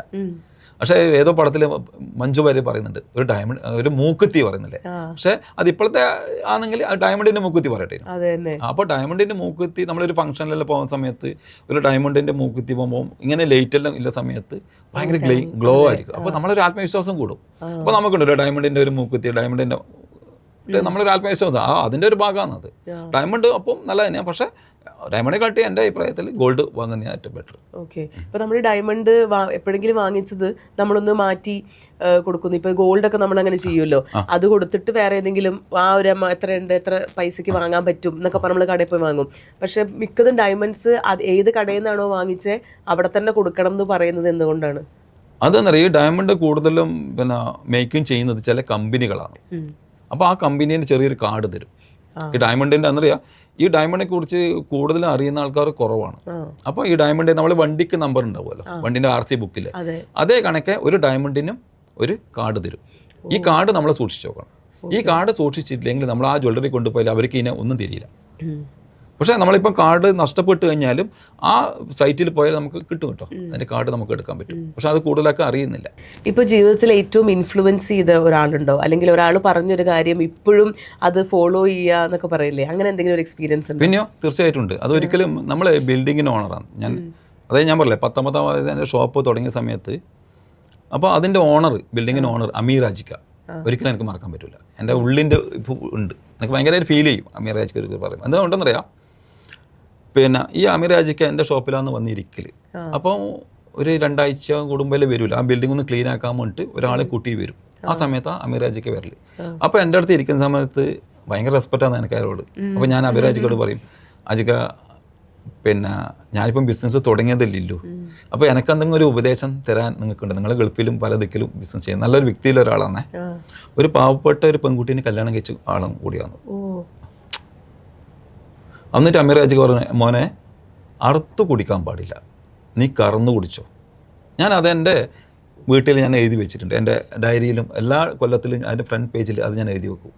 അതായത് ആ അറുത്ത് കുടിക്കുമ്പോൾ അവിടെ തീർന്നില്ലേ, കറന്നു കുടിച്ചോ, അത് ജീവിതകാലം അവസാനം കുടിക്കും. അപ്പോൾ ഇതെല്ലാം എൻ്റെ ഒരു ബിസിനസ് ഭയങ്കര സ്വാധീനിച്ച ഒരു പോയിൻ്റാണത്. ഞാൻ ആ ബിൽഡിങ്ങിൻ്റെ അമീർ ഹാജിക്ക മരിച്ചുപോയേ, അപ്പം അതിൽ പാർട്ണറായ അബ്ബാസ് ഇന്നലെ വരെ പറഞ്ഞ സമയത്ത് ഇന്നലെ വരെ ഞാൻ അബ്ബാസ്കോട് പറഞ്ഞിട്ടുണ്ട് അമീർ ഹാജിക്കൊന്നും എനിക്ക് മറക്കാൻ പറ്റില്ല എന്ന്. അപ്പം അത് കണക്കെ സാലിച്ച നമ്മൾ ബിൽഡിങ്ങിന് ഓണറാണ്. അപ്പോൾ സാലിച്ച ഭയങ്കര റഫാന്ന്. അപ്പോൾ ചില സമയം ഈ പിന്നെ റെൻ്റെല്ലാം കൊടുക്കാൻ പെൻഡിങ് ആവും. അപ്പോൾ സാലിച്ച വന്നു, ഞാൻ ഇപ്പം പൂട്ടിടുന്ന് പറയും. അപ്പോൾ ഇയാളെ കാണുമ്പോൾ എൻ്റെ ഉള്ളിൽ നിന്ന് പടക്കും, അന്നേരം പെൻഡിങ് ആയിട്ടുണ്ടാവും വാടക. അപ്പോൾ ആ സമയത്ത് ബിൽഡിങ് ഇത് ബിസിനസ് സ്റ്റാർട്ട് ചെയ്ത സമയത്ത് അപ്പോൾ സാലിച്ച പിടിയിൽ ഇരുന്ന് പറയും, അവനെ എപ്പം തരാൻ പറ്റും. അപ്പോൾ ഒരു 10,000 രൂപ കൊടുക്കാനുണ്ടാവുമല്ലോ. ആ സമയത്ത് വലിയ പൈസയാണേ, 10-20 കൊല്ലം മുമ്പേത്തെ പറയുന്നത്. അപ്പോൾ ഞാൻ പറയും എന്നെക്കൊണ്ട് പറയിപ്പിക്കും ആ കൊടുക്കേണ്ട ഡേറ്റ്. അപ്പോൾ ആ ദിവസം 10,000 ആവില്ല, 5,000 റുപ്യ ആവുമല്ലോ. അപ്പോൾ ഞാൻ അങ്ങോട്ട് വിളിക്കും, സാധിച്ച നാളെയാന്ന് തരാൻ പറഞ്ഞ പൈസ അപ്പം 5,000 ആയിട്ടു, ബാക്കി ഞാൻ വേഗം ശരിയാക്കുക. അപ്പോൾ ഞാൻ അങ്ങോട്ട് വിളിക്കുന്നതുകൊണ്ടുണ്ടല്ല ആ റെസ്പെക്റ്റ് ഭയങ്കരമാണ്, ബാക്കിയുള്ളവർ മുങ്ങലാണ്. അതെ. അപ്പോൾ ഈ സാലിച്ച ഹോസ്പിറ്റലിൻ്റെ സമയത്ത് കിഡ്നി ഫെയിലായിട്ട് എറണാകുളം ഹോസ്പിറ്റൽ, അപ്പോൾ ഞാൻ വിളിക്കും, അന്വേഷിക്കും. അപ്പോൾ എന്നോട് പറഞ്ഞു മോനെ എനിക്ക് കൊണ്ടൊന്ന് പ്രാർത്ഥിക്കണം. അപ്പോൾ ഇവരെല്ലാം ആ ഒരു അനുഗ്രഹം എനിക്ക് ഉണ്ട് എന്നാണ്. അതെ. ഇപ്പോൾ പറഞ്ഞില്ലേ ഏറ്റവും കൂടുതൽ ആളുകളെ ഇപ്പോൾ ചാരിറ്റി എന്നുള്ളത് സംഭവമൊക്കെ അറിയുന്നത് വേറെ ആൾക്കാർ പറഞ്ഞിട്ടാണ്. സാർ ഒരിക്കലും സാറ് ചെയ്യുന്ന കാര്യങ്ങൾ പറഞ്ഞിട്ടില്ല എന്ന്, മറ്റുള്ളവരെ സഹായിക്കുമ്പോൾ നമ്മൾ അത് ഓർത്ത് വെക്കരുത് എന്നൊക്കെ പറയുമല്ലോ. പക്ഷെ ഇപ്പോഴത്തെ ആളുകൾ ഒരു ഡിക്ഷണറി അല്ലെങ്കിൽ ഒരു ബുക്ക് കയ്യിൽ കൊണ്ടു നടക്കുന്നുണ്ട്, ആരൊക്കെ എപ്പോഴൊക്കെ സഹായിച്ചു, എന്നിട്ട് എന്തെങ്കിലും ഒരു സമയത്ത് അവർ നമ്മൾ പ്രതീക്ഷിച്ച പോലെ ചെയ്തില്ല എന്നുണ്ടെങ്കിൽ അന്ന് ആ സമയത്ത് ഞാൻ അവനെ സഹായിച്ചതാണ് എന്ന് കണക്ക് കൂട്ടി എഴുതി വയ്ക്കും. അപ്പോൾ അങ്ങനെ ജീവിക്കുന്ന ആൾക്കാരും ഉണ്ട്. ഈ പറഞ്ഞ പോലെ സാറിനെ പോലെ അതൊന്നും ആരൊക്കെ സഹായിച്ചതെന്ന് തന്നെ സാറിന് തന്നെ ഓർമ്മയുണ്ടെന്ന് എനിക്കറിയില്ല. അതായത് നമ്മളിപ്പം ഒരാളെ സഹായിച്ചിട്ടുണ്ടെങ്കിൽ അത് നമ്മൾ മറക്കണം. പക്ഷെ നമ്മളെ ആരെങ്കിലും സഹായിച്ചാൽ ഓർത്ത് വെക്കണം, അത് നമ്മളെപ്പം തിരിച്ചവർക്ക് കൊടുക്കണം. അതാണ് ഞാൻ പറഞ്ഞത്, എൻ്റെ സ്റ്റാർട്ടിങ്ങിന് കമലാഷേട്ടൻ എനിക്ക് മറക്കാൻ പറ്റില്ല. കമലാഷേട്ടനാണ് എന്നെ ഒരു ദിക്കിൽ ഈ സ്വർണ്ണപ്പണി പഠിക്കാൻ കൊണ്ടാക്കിയത്. അപ്പോൾ കമലാഷേട്ടൻ്റെ മോളെ കല്യാണം തീർച്ചപ്പെടുത്തി. അപ്പോൾ അതിൻ്റെ തലേന്ന് എൻ്റെ ഷോപ്പിൽ ആ സമയത്ത് ഞാൻ വലിയ ഗോൾഡൊന്നും ഉണ്ടായിട്ടില്ല, സിൽവറാണ്. അപ്പോൾ ആ ഏറ്റവും വില കൂടിയ സിൽവർ പാസസായിട്ട് ഞാൻ കമലാഷേട്ടൻ്റെ വീട്ടിൽ പോയി. അവർ കമലാഷേട്ടൻ മരിച്ചുപോയേ മോളെ കല്യാണത്തിന്. അപ്പോൾ അവർ ഭാര്യയ്ക്ക് ഭയങ്കരമായിട്ട് ഫീലായി. ഞാൻ പറഞ്ഞു കമലാഷേട്ടനിൽ എന്നെ പണിയെല്ലാം പഠിക്കാൻ ആക്കിയത്, അപ്പോൾ എനിക്ക് മറക്കാൻ പറ്റില്ല. അപ്പോൾ ശനിയൻ മോളെ കല്യാണത്തിന് എനിക്കും തരാണ്ടെടുക്കാൻ പറ്റില്ല, അതെൻ്റെ ഒരു മനസ്സിൻ്റെ ഇതാണ്. അപ്പോൾ അതാണ് നമ്മളെപ്പോൾ നമ്മളെ സഹായിച്ചവർ എപ്പോഴും നമ്മൾ ഓർത്തുകൊണ്ട് വെക്കണം. ആരെങ്കിലും സഹായിച്ചാൽ അത് നമ്മൾ മറക്കണം, അല്ലെങ്കിൽ റിട്ടേൺ പ്രതീക്ഷിക്കും. നമ്മളിപ്പോൾ ഒരാളെ സഹായിച്ചു, അവരങ്ങനെ നടന്നു വരുമ്പോൾ അവർ നമ്മളോട് ചിരിച്ചിട്ടില്ലെങ്കിൽ നമുക്ക് ഫീൽ ചെയ്യും. അത് മറന്നു കഴിഞ്ഞാൽ നമുക്ക് ഫീൽ ചെയ്യില്ല. ഈ ആറ്റിറ്റ്യൂഡാണ് നമുക്കപ്പോൾ ഒരു പോസിറ്റീവ് മൈൻഡ് കിട്ടുക കേട്ടോ. അപ്പോൾ നമ്മളൊരു പോസിറ്റീവ് മൈൻഡ് കിട്ടും. ഇപ്പോൾ ഏറ്റവും കൂടുതൽ റിസ്ക് എടുക്കാൻ ഇഷ്ടമുള്ള ഒരാളാണല്ലോ. ഏതൊക്കെ ഇപ്പോൾ സാറിൻ്റെ പല കഥകൾ കേൾക്കുമ്പോൾ നമ്മൾ എൻ്റെ അമ്മ എന്ന് നമുക്ക് തോന്നുന്ന പല കാര്യങ്ങളും ഭയങ്കര ലൈറ്റായിട്ടാണ് പറയണേ. ഏതെങ്കിലും ഒരു പോയിന്റിൽ സ്വന്തം തന്നെ ഷോൾഡർ തട്ടിയിട്ട് നീ മിടുക്കനാടാ കൊള്ളാടാ എന്ന് പറയുന്ന ഒരു പോയിന്റ്. അല്ല, ഞാൻ പറഞ്ഞേ എൻ്റെ പിറന്നാളിന് ഞാൻ എനക്ക് തന്നെ വാങ്ങിത്തരും. ചിലപ്പോൾ പറയുന്നവർക്ക് ഒരു സ്വീപ്പായി തോന്നും. എൻ്റെ ഇഷ്ടം എനിക്കേ അറിയുള്ളൂ. എൻ്റെ പിറന്നാളിന് എല്ലാ പിറന്നാളിനും നല്ലൊരു ഷർട്ട് ഞാൻ എനക്ക് മേടിച്ചു കൊടുക്കും. കേൾക്കുമ്പോൾ ചില ആൾക്ക് അത് അതിലെന്തോ ഒരു പന്തികേട് ഉണ്ട് തോന്നുന്നില്ലേ? അപ്പോൾ നമ്മൾ അല്ല അങ്ങനെ എനിക്ക് ഇഷ്ടപ്പെട്ട, ഞാൻ കൂടുതലും ഡ്രസ്സിനോട് ഭയങ്കര ഇഷ്ടമില്ല. എൻ്റെ വൈഫ് അപ്പുമായിട്ട് പിന്നെ പ്രശ്നങ്ങൾ ഉണ്ടാകുന്ന ഡ്രസ്സാണ്. ഞാൻ അധികം ഡ്രസ്സ് മണിക്കും. അപ്പോൾ ഓള് പറയും, അപ്പോൾ ഞാൻ പറയുന്നത് 2 ബെല്ലടിക്കാം, 2 പെഗ് അടിക്കാം, വേണ്ട ഞാൻ ഡ്രസ്സ് മേടിച്ചോ. എന്നറിയാം, നമ്മൾ ചെറിയ ലക്ഷ്യങ്ങളുണ്ടാവുമല്ലോ, ഈ ലക്ഷ്യങ്ങൾ തടസ്സമാവുന്ന കാര്യങ്ങളാണ്. കുറേ ആൾ ഈ മയക്കുമരുന്നിന് പോയിട്ട് അവർ ആ ലക്ഷ്യത്തിൽ നിന്ന് മാറി മയക്കുമരുന്നിലേക്ക് പോയി ജീവിതം. ഇപ്പം കാഞ്ഞങ്ങാടനെ ഒരു കോളേജ് പ്രൊഫസർ മോൻ മരിച്ചുപോയി ഈ മയക്കുമരുന്നിൻ്റെ ഡീലെല്ലാം പോയിട്ട്. അപ്പം നമ്മൾ ലക്ഷ്യത്തിന് തടസ്സമാകുന്ന പല കാര്യങ്ങളും നമ്മൾ നോ പറയണം. അതായത് പി ജയൻ സാറിൻ്റെ ക്ലാസ്സുണ്ട് 1/999. നമ്മൾ ഒരു കാര്യത്തിന് ഫോക്കസ് ചെയ്യുമ്പോൾ ബാക്കി 999 കാര്യത്തോട് നമ്മൾ നോ പറയണം. ഇപ്പോൾ മമ്മൂട്ടിയെല്ലാം കണ്ടില്ലേ, മമ്മൂട്ടിയിൽ ഈ 999 കാര്യത്തോട് നോ പറഞ്ഞുകൊണ്ടാണ് ഇന്നും ആ യങ്ങായിട്ട് നിൽക്കുന്നത്. ഇപ്പം എല്ലാം മിനിയാന്നെല്ലാം ഇൻസ്റ്റാഗ്രാമിലെല്ലാം വീഡിയോ കാണുമ്പോൾ നമ്മൾ ഞെട്ടുന്നില്ലേ? ഞാൻ പറയലുണ്ട്, എൻ്റെ അച്ഛൻ്റെ പ്രായമുണ്ട്, അപ്പോൾ അച്ഛനിടയ്ക്ക് എടുക്കുന്നു, മമ്മൂട്ടി ഇടയ്ക്ക് എടുക്കുന്നു. അപ്പോൾ അതാണ് അതിൻ്റെ ആ ഒരു ഫാഷൻ അതിനെ എടുക്കുന്നത്. മമ്മൂട്ടി എന്ന വ്യക്തിനെ അവരെന്നെ വിൽക്കുന്നത് കൊണ്ടാണ്, ഒരു പ്രൊഡക്റ്റാണ്. ആ സിനിമയിൽ ഒരു പ്രൊഡക്റ്റാണ് വിൽക്കുന്നത് കൊണ്ടാണ് ഇപ്പോൾ അത് കണക്ക് മെയിൻറ്റെയിൻ ചെയ്യുന്നത്. അതെ, തീർച്ചയായിട്ടും. ഇപ്പൊ കുറേ വർഷമായിട്ട് ഇപ്പൊ ഈ ഒരു ബിസിനസ്സിലുണ്ടല്ലോ, ഇത്രയും വർഷങ്ങളായിട്ട് എന്തൊക്കെ ചേഞ്ചസ് ഇപ്പം ഈ ഒരു ഗോൾഡ് ബിസിനസ്സിൽ വന്നിട്ടുണ്ട്? ഇപ്പൊ ഗോൾഡ് ബിസിനസ് എന്നറിയാം, അതായത് ഒന്ന് ഇപ്പൊ ഗോൾഡിന്റെ റേറ്റ് ഭയങ്കര ഹൈ ആയി. അപ്പം എല്ലാവർക്കും ഇത് എത്തിപ്പിടിക്കാൻ ഒരു പ്രയാസമായി. അതായത് മുമ്പ് കാലത്തെല്ലാം ഇപ്പൊ 101 പവൻ ആ കല്യാണത്തിന് 101 പവൻ കൊടുത്തിന് 51, ആ കാലഘട്ടം കഴിഞ്ഞു. ഇനി എല്ലാവർക്കും എന്നറിയാം ചെറിയ ചെറിയ ഗോൾഡ്. അപ്പോൾ അതുകൊണ്ട് 18 ക്യാരറ്റിലേക്ക് മാറി. അപ്പോൾ 18 ക്യാരറ്റ് എന്നറിയാം, ഒന്ന് 1 ഗ്രാമിൻ്റെ മുകളിൽ തന്നെ നല്ലൊരു പൈസ വ്യത്യാസമുണ്ട്. പിന്നെ ഇത് നല്ല ഉറപ്പാണ്, ഉപയോഗിക്കാൻ പെട്ടെന്ന് പൊട്ടിപ്പോകില്ല. മുമ്പ് കാലത്ത് ഈ ഡയമണ്ട് എല്ലാം ചെയ്യുന്നത് 18 ക്യാരറ്റിലാണ്. എന്താ പറയുക, ഈ ഡയമണ്ട് കോസ്റ്റ്ലിയാണ്, അതിൻ്റെ കല്ല് ഇത് വീണ് പോയാൽ പോയില്ലേ. അപ്പോൾ 18 ക്യാരറ്റ് എത്തുന്നുണ്ട്. അപ്പോൾ ഇപ്പോൾ 18 ക്യാരറ്റിൻ്റെ ഒരു കാലഘട്ടമാണ്. അപ്പോൾ 18 ക്യാരറ്റ് ഇപ്പോഴത്തെ ടീനേജ് എല്ലാം 18 ക്യാരറ്റ് ഉപയോഗിക്കുന്നതാണ്. അപ്പോൾ ഇപ്പോഴത്തെ ടീനേജ് കണ്ടിട്ട് ചെറിയൊരു മാലയായിരിക്കും ഉപയോഗിക്കുന്നത്. അപ്പോൾ അവർ അച്ഛനമ്മമാരുടെ സമൂഹം എന്നാ പറയുന്നത് ഇപ്പോഴത്തെ ടീനേജിന് സ്വർണ്ണം ഇഷ്ടമല്ല. എൻ്റെ അഭിപ്രായത്തിൽ തെറ്റാണ്. അവർ നോർമൽ ജീവിതത്തിന് ചെറുത് ഉപയോഗിക്കും, പക്ഷെ കല്യാണത്തിന് അവർക്ക് നല്ലോണം ഗോൾഡ് വേണം. എന്തുകൊണ്ടെന്നറിയാം, ഈ സോഷ്യൽ മീഡിയ സജീവമായതുകൊണ്ട് ഈ ഗോൾഡിൽ ഇട്ടിട്ട് ഒരു ഫോട്ടോ എടുത്ത് ഇൻസ്റ്റാഗ്രാമിൽ സ്റ്റോറിയോ പോസ്റ്റ് ചെയ്യണം. അപ്പോൾ അവർക്ക് അത് നിർബന്ധമാണ്. നമ്മൾക്ക് ഗോൾഡിനോട് താല്പര്യമൊന്നുമില്ല, ഗോൾഡ് എപ്പോൾ അസറ്റ് തന്നെയാണ്. പിന്നെ അങ്ങനെ ഒരു കല്യാണം കഴിയുമ്പോൾ ആ പെൺകുട്ടിക്ക് കൊടുത്ത് ആ ഗോൾഡ് അവർ ജീവിതത്തിന് ഉപകരിക്കും. അവർക്ക് ഒരു വീടെടുക്കാനോ മറ്റേതിനപ്പം നല്ലതാണ്. അപ്പം നമ്മളെ ഞാൻ പറഞ്ഞില്ലേ, ഗോൾഡ് അത്രയും വാങ്ങുന്നു അത്രയും നമുക്ക് നമ്മളെ ജീവിതം മെച്ചപ്പെടും. അതെ. ഇപ്പോൾ ഈ ഒരു ഗോൾഡ് ബിസിനസ് തുടങ്ങാൻ ആഗ്രഹമുള്ള ഇപ്പം ചെറിയ യങ്സ്റ്റേഴ്സ് ഇപ്പോൾ നമ്മളെ കേൾക്കുന്നുണ്ടെങ്കിൽ അവരുടെ അടുത്ത് സാറിന് എന്താണ് ഒരു മെസ്സേജ് പറയാനുള്ളത്? ഒന്ന് ഇതിലേക്ക് ഇറങ്ങുമ്പോൾ നമുക്ക് പിന്നെ ഒന്ന് മാർക്കറ്റിനെ കറക്റ്റായിട്ട് പഠിക്കുക. കറക്റ്റായിട്ട് മാർക്കറ്റ് പഠിക്കുക. ഇതിനെക്കുറിച്ച് നല്ലൊരു നോളേജ് വേണം. പിന്നെ കസ്റ്റമറെ നല്ല വൃത്തി ഹാൻഡിൽ ചെയ്യാൻ പഠിക്കണം. അതായത് കസ്റ്റമറാണ് മെയിൻ. അതെ. കസ്റ്റമർ കിങ് എന്ന് ഞാൻ ഒരിക്കലും പറയില്ല, ക്യാഷാണ് കിങ്. ക്യാഷാണ് കിങ്. അപ്പോൾ ഈ കസ്റ്റമർ ഇസ് ദ കിങ് അല്ല, എല്ലാ കസ്റ്റമറും കിങ് എന്ന് പറയാൻ പറ്റില്ലല്ലോ. നമ്മുടെ അടുത്ത് ഇപ്പോൾ കടം മേടിച്ചിട്ട് ഈ 258 ആളെ എനിക്ക് കിങ് എന്ന് പറയാൻ പറ്റുമോ? അത് പറ്റില്ല. പറ്റൂല. അപ്പോൾ എൻ്റെതായിട്ട് ചില ആറ്റിറ്റ്യൂഡ് ഉണ്ട്. കസ്റ്റമേഴ്സ് പറ്റിച്ച കഥകൾ എന്തെങ്കിലും ഉണ്ടോ? ഈ 258 ആളും പറ്റിച്ചതെന്ന് എനിക്ക് കണക്കാക്കാൻ പറ്റൂലൂ. പക്ഷെ അത് ചിലവർ മറന്നു പോയതായിരിക്കാം. പിന്നെ നമ്മളെ ഫോളോ അപ്പ് കുറച്ച് കുറഞ്ഞു. ഇവർ കൊണ്ടുതരുന്നില്ലൊരു വിശ്വാസത്തിൽ ഇവരെല്ലാം നമുക്ക് പരിചയമില്ലവരാണ്. അപ്പോൾ അവർ രണ്ടാമത് തിരിച്ചു വരുന്നില്ല. നമ്മൾ ഈ 258 ആളും നമ്മളോടില്ല, അവർ ആ സ്നേഹത്തിൻ്റെ പുറത്തല്ല കൊടുക്കുന്നത്. അത് കുറേ ആൾ പക്ഷെ അതുകൊണ്ട് ഞാൻ പഠിച്ചു കടം കൊടുക്കാൻ പാടില്ല. ഇപ്പൊ കുറേ കസ്റ്റമേഴ്സിനെ കണ്ടിട്ടുണ്ടാവുമല്ലോ, ഇപ്പോഴും ഓർത്തിരിക്കുന്ന ഏതെങ്കിലും ഒരു കസ്റ്റമർ? അല്ല, കസ്റ്റമർ അല്ല, എനിക്കെന്നറിയാം എല്ലാ കസ്റ്റമറും ഭയങ്കര, ഞാൻ എവിടെ കണ്ടാലും ഞാൻ അങ്ങോട്ട് പോയി ഉണ്ട്. ഇപ്പോൾ റെയിൽവേ സ്റ്റേഷനിൽ കണ്ടു കഴിഞ്ഞാൽ അങ്ങോട്ട് പോകും. അപ്പോൾ എവിടെ കണ്ടപ്പോൾ ഞാൻ പോകും. എന്താ പറയുക, എൻ്റെ കസ്റ്റമർ എൻ്റെ ഷോപ്പിൽ വന്നാൽ മാത്രമല്ല, ഞാൻ കസ്റ്റമർ എന്നല്ല പറയല്ലേ, എൻ്റെ ബന്ധുക്കളാണ്. അപ്പോൾ ഞാൻ എൻ്റെ സ്റ്റാഫോട് പറയും, നമ്മളെ വരുന്ന കസ്റ്റമറെല്ലാം നമ്മൾ ബന്ധുക്കളായിട്ട് കാണണം, നമ്മളൊരിക്കലും ചീറ്റ് ചെയ്യില്ല. അപ്പോൾ എൻ്റെ ഒരു ബിസിനസ്സിൽ എന്നറിയാം, എൻ്റെ അടുത്ത് കസ്റ്റമറെ അയക്കുന്നത് ദൈവമാണ്. അങ്ങനെയാണ് എൻ്റെ ഒരു ബിസിനസ് സങ്കല്പം. അപ്പം ദൈവം ഇപ്പോൾ പാർവതിനെ എൻ്റെ അടുത്ത് ഷോപ്പിലേക്ക് അയച്ചു, ദൈവം അയച്ചെന്നാണ് ഞാൻ വിചാരിക്കൽ. ദൈവം അയച്ച പാർവതിനെ എനിക്ക് പറ്റിക്കാൻ പറ്റുമോ? ഇല്ല. പാർവതി തിരിച്ചു പോയി ദൈവം ചോദിക്കുന്നുണ്ട് പാർവതിയോട്, നീ സജിഷ ഗോൾഡ് പോയിട്ട് നീ തൃപ്തിയാണോ? അപ്പോൾ ഈ ആറ്റിറ്റ്യൂഡെല്ലാം എൻ്റെ ഒരു ബിസിനസ്. പിന്നെ എന്നറിയാം, ഇപ്പം എൻ്റെ ഷോപ്പിൽ നിന്ന്, അതായത് ഞാൻ ആഭരണങ്ങൾ സ്വർണ്ണമായാലോ വെള്ളിയായാലോ സെയിൽ ചെയ്തു. അപ്പോൾ ഞാൻ അതിനെ കാണുന്നത് എൻ്റെ മക്കളായിട്ടാണ് കാണുന്നത്. വിറ്റ ആഭരണങ്ങൾ എൻ്റെ മക്കളായിട്ടാണ് കാണുന്നത്. അപ്പോൾ ആ മക്കൾക്ക് എന്തെങ്കിലും പറ്റിക്കഴിഞ്ഞാൽ, അതായത് റിപ്പയറിങ് ഫ്രീ ആണ്. എൻ്റെ മോക്ക് ഒരു പനി വന്നാൽ നാളത്തേക്ക് മാറ്റി വെക്കൂല, ഉടനെ ഞാൻ കാണിക്കും. അപ്പോൾ ആ ആറ്റിറ്റ്യൂഡ് വേറെ ആരും അങ്ങനെ ചെയ്യുന്നില്ല കേട്ടോ. ഇപ്പോൾ സിൽവറൊന്നും ആരും ചെയ്യുന്നില്ല കാഞ്ഞങ്ങാട്. അത് 25 വർഷമായിട്ട് ചെയ്യുന്നതുകൊണ്ട് ഇതെല്ലാം കസ്റ്റമർ മനസ്സിലാക്കുന്നുണ്ടല്ലോ. അപ്പോൾ എൻ്റെ ഒരു പ്രശ്നം എന്താ പറയുക, ഈ കസ്റ്റമറെ പേര് ഓർത്ത് വെക്കാൻ പ്രയാസമാണ്. എന്താ പറയുക, എൻ്റെ ചിന്ത അപ്പം ഇങ്ങനെ ചിന്തിച്ചു കൊണ്ടിരിക്കുന്ന ഒരാളാണ്. അപ്പോൾ ഈ പേര് ഓർക്കൽ ഭയങ്കര പ്രയാസം തന്നെ. പക്ഷെ എൻ്റെ അനിയൻ അതിൽ ഭയങ്കര ബ്രില്യൻ്റ് ആണേ. കസ്റ്റമറെ പേര് അവൻ ഭയങ്കരമായിട്ട് കിട്ടും. എനിക്ക് ആ പേര് എന്താ പറയുക, ഞാൻ ഷോപ്പിലിരിക്കുന്ന സമയത്ത് എൻ്റെ ചിന്ത പറയായിരിക്കും, ഈ ഷോപ്പ് എങ്ങനെ ഡെവലപ്പ് ചെയ്യുക, അങ്ങനെയുള്ള ഒരു ചിന്തയിലുള്ള ഒരാളാണ്. ഇപ്പം ഞാനും എൻ്റെ ബ്രദറും കൂടിയിട്ടാണ് ഷോപ്പ് നടത്തുന്നത്. നല്ല സപ്പോർട്ടാണ്.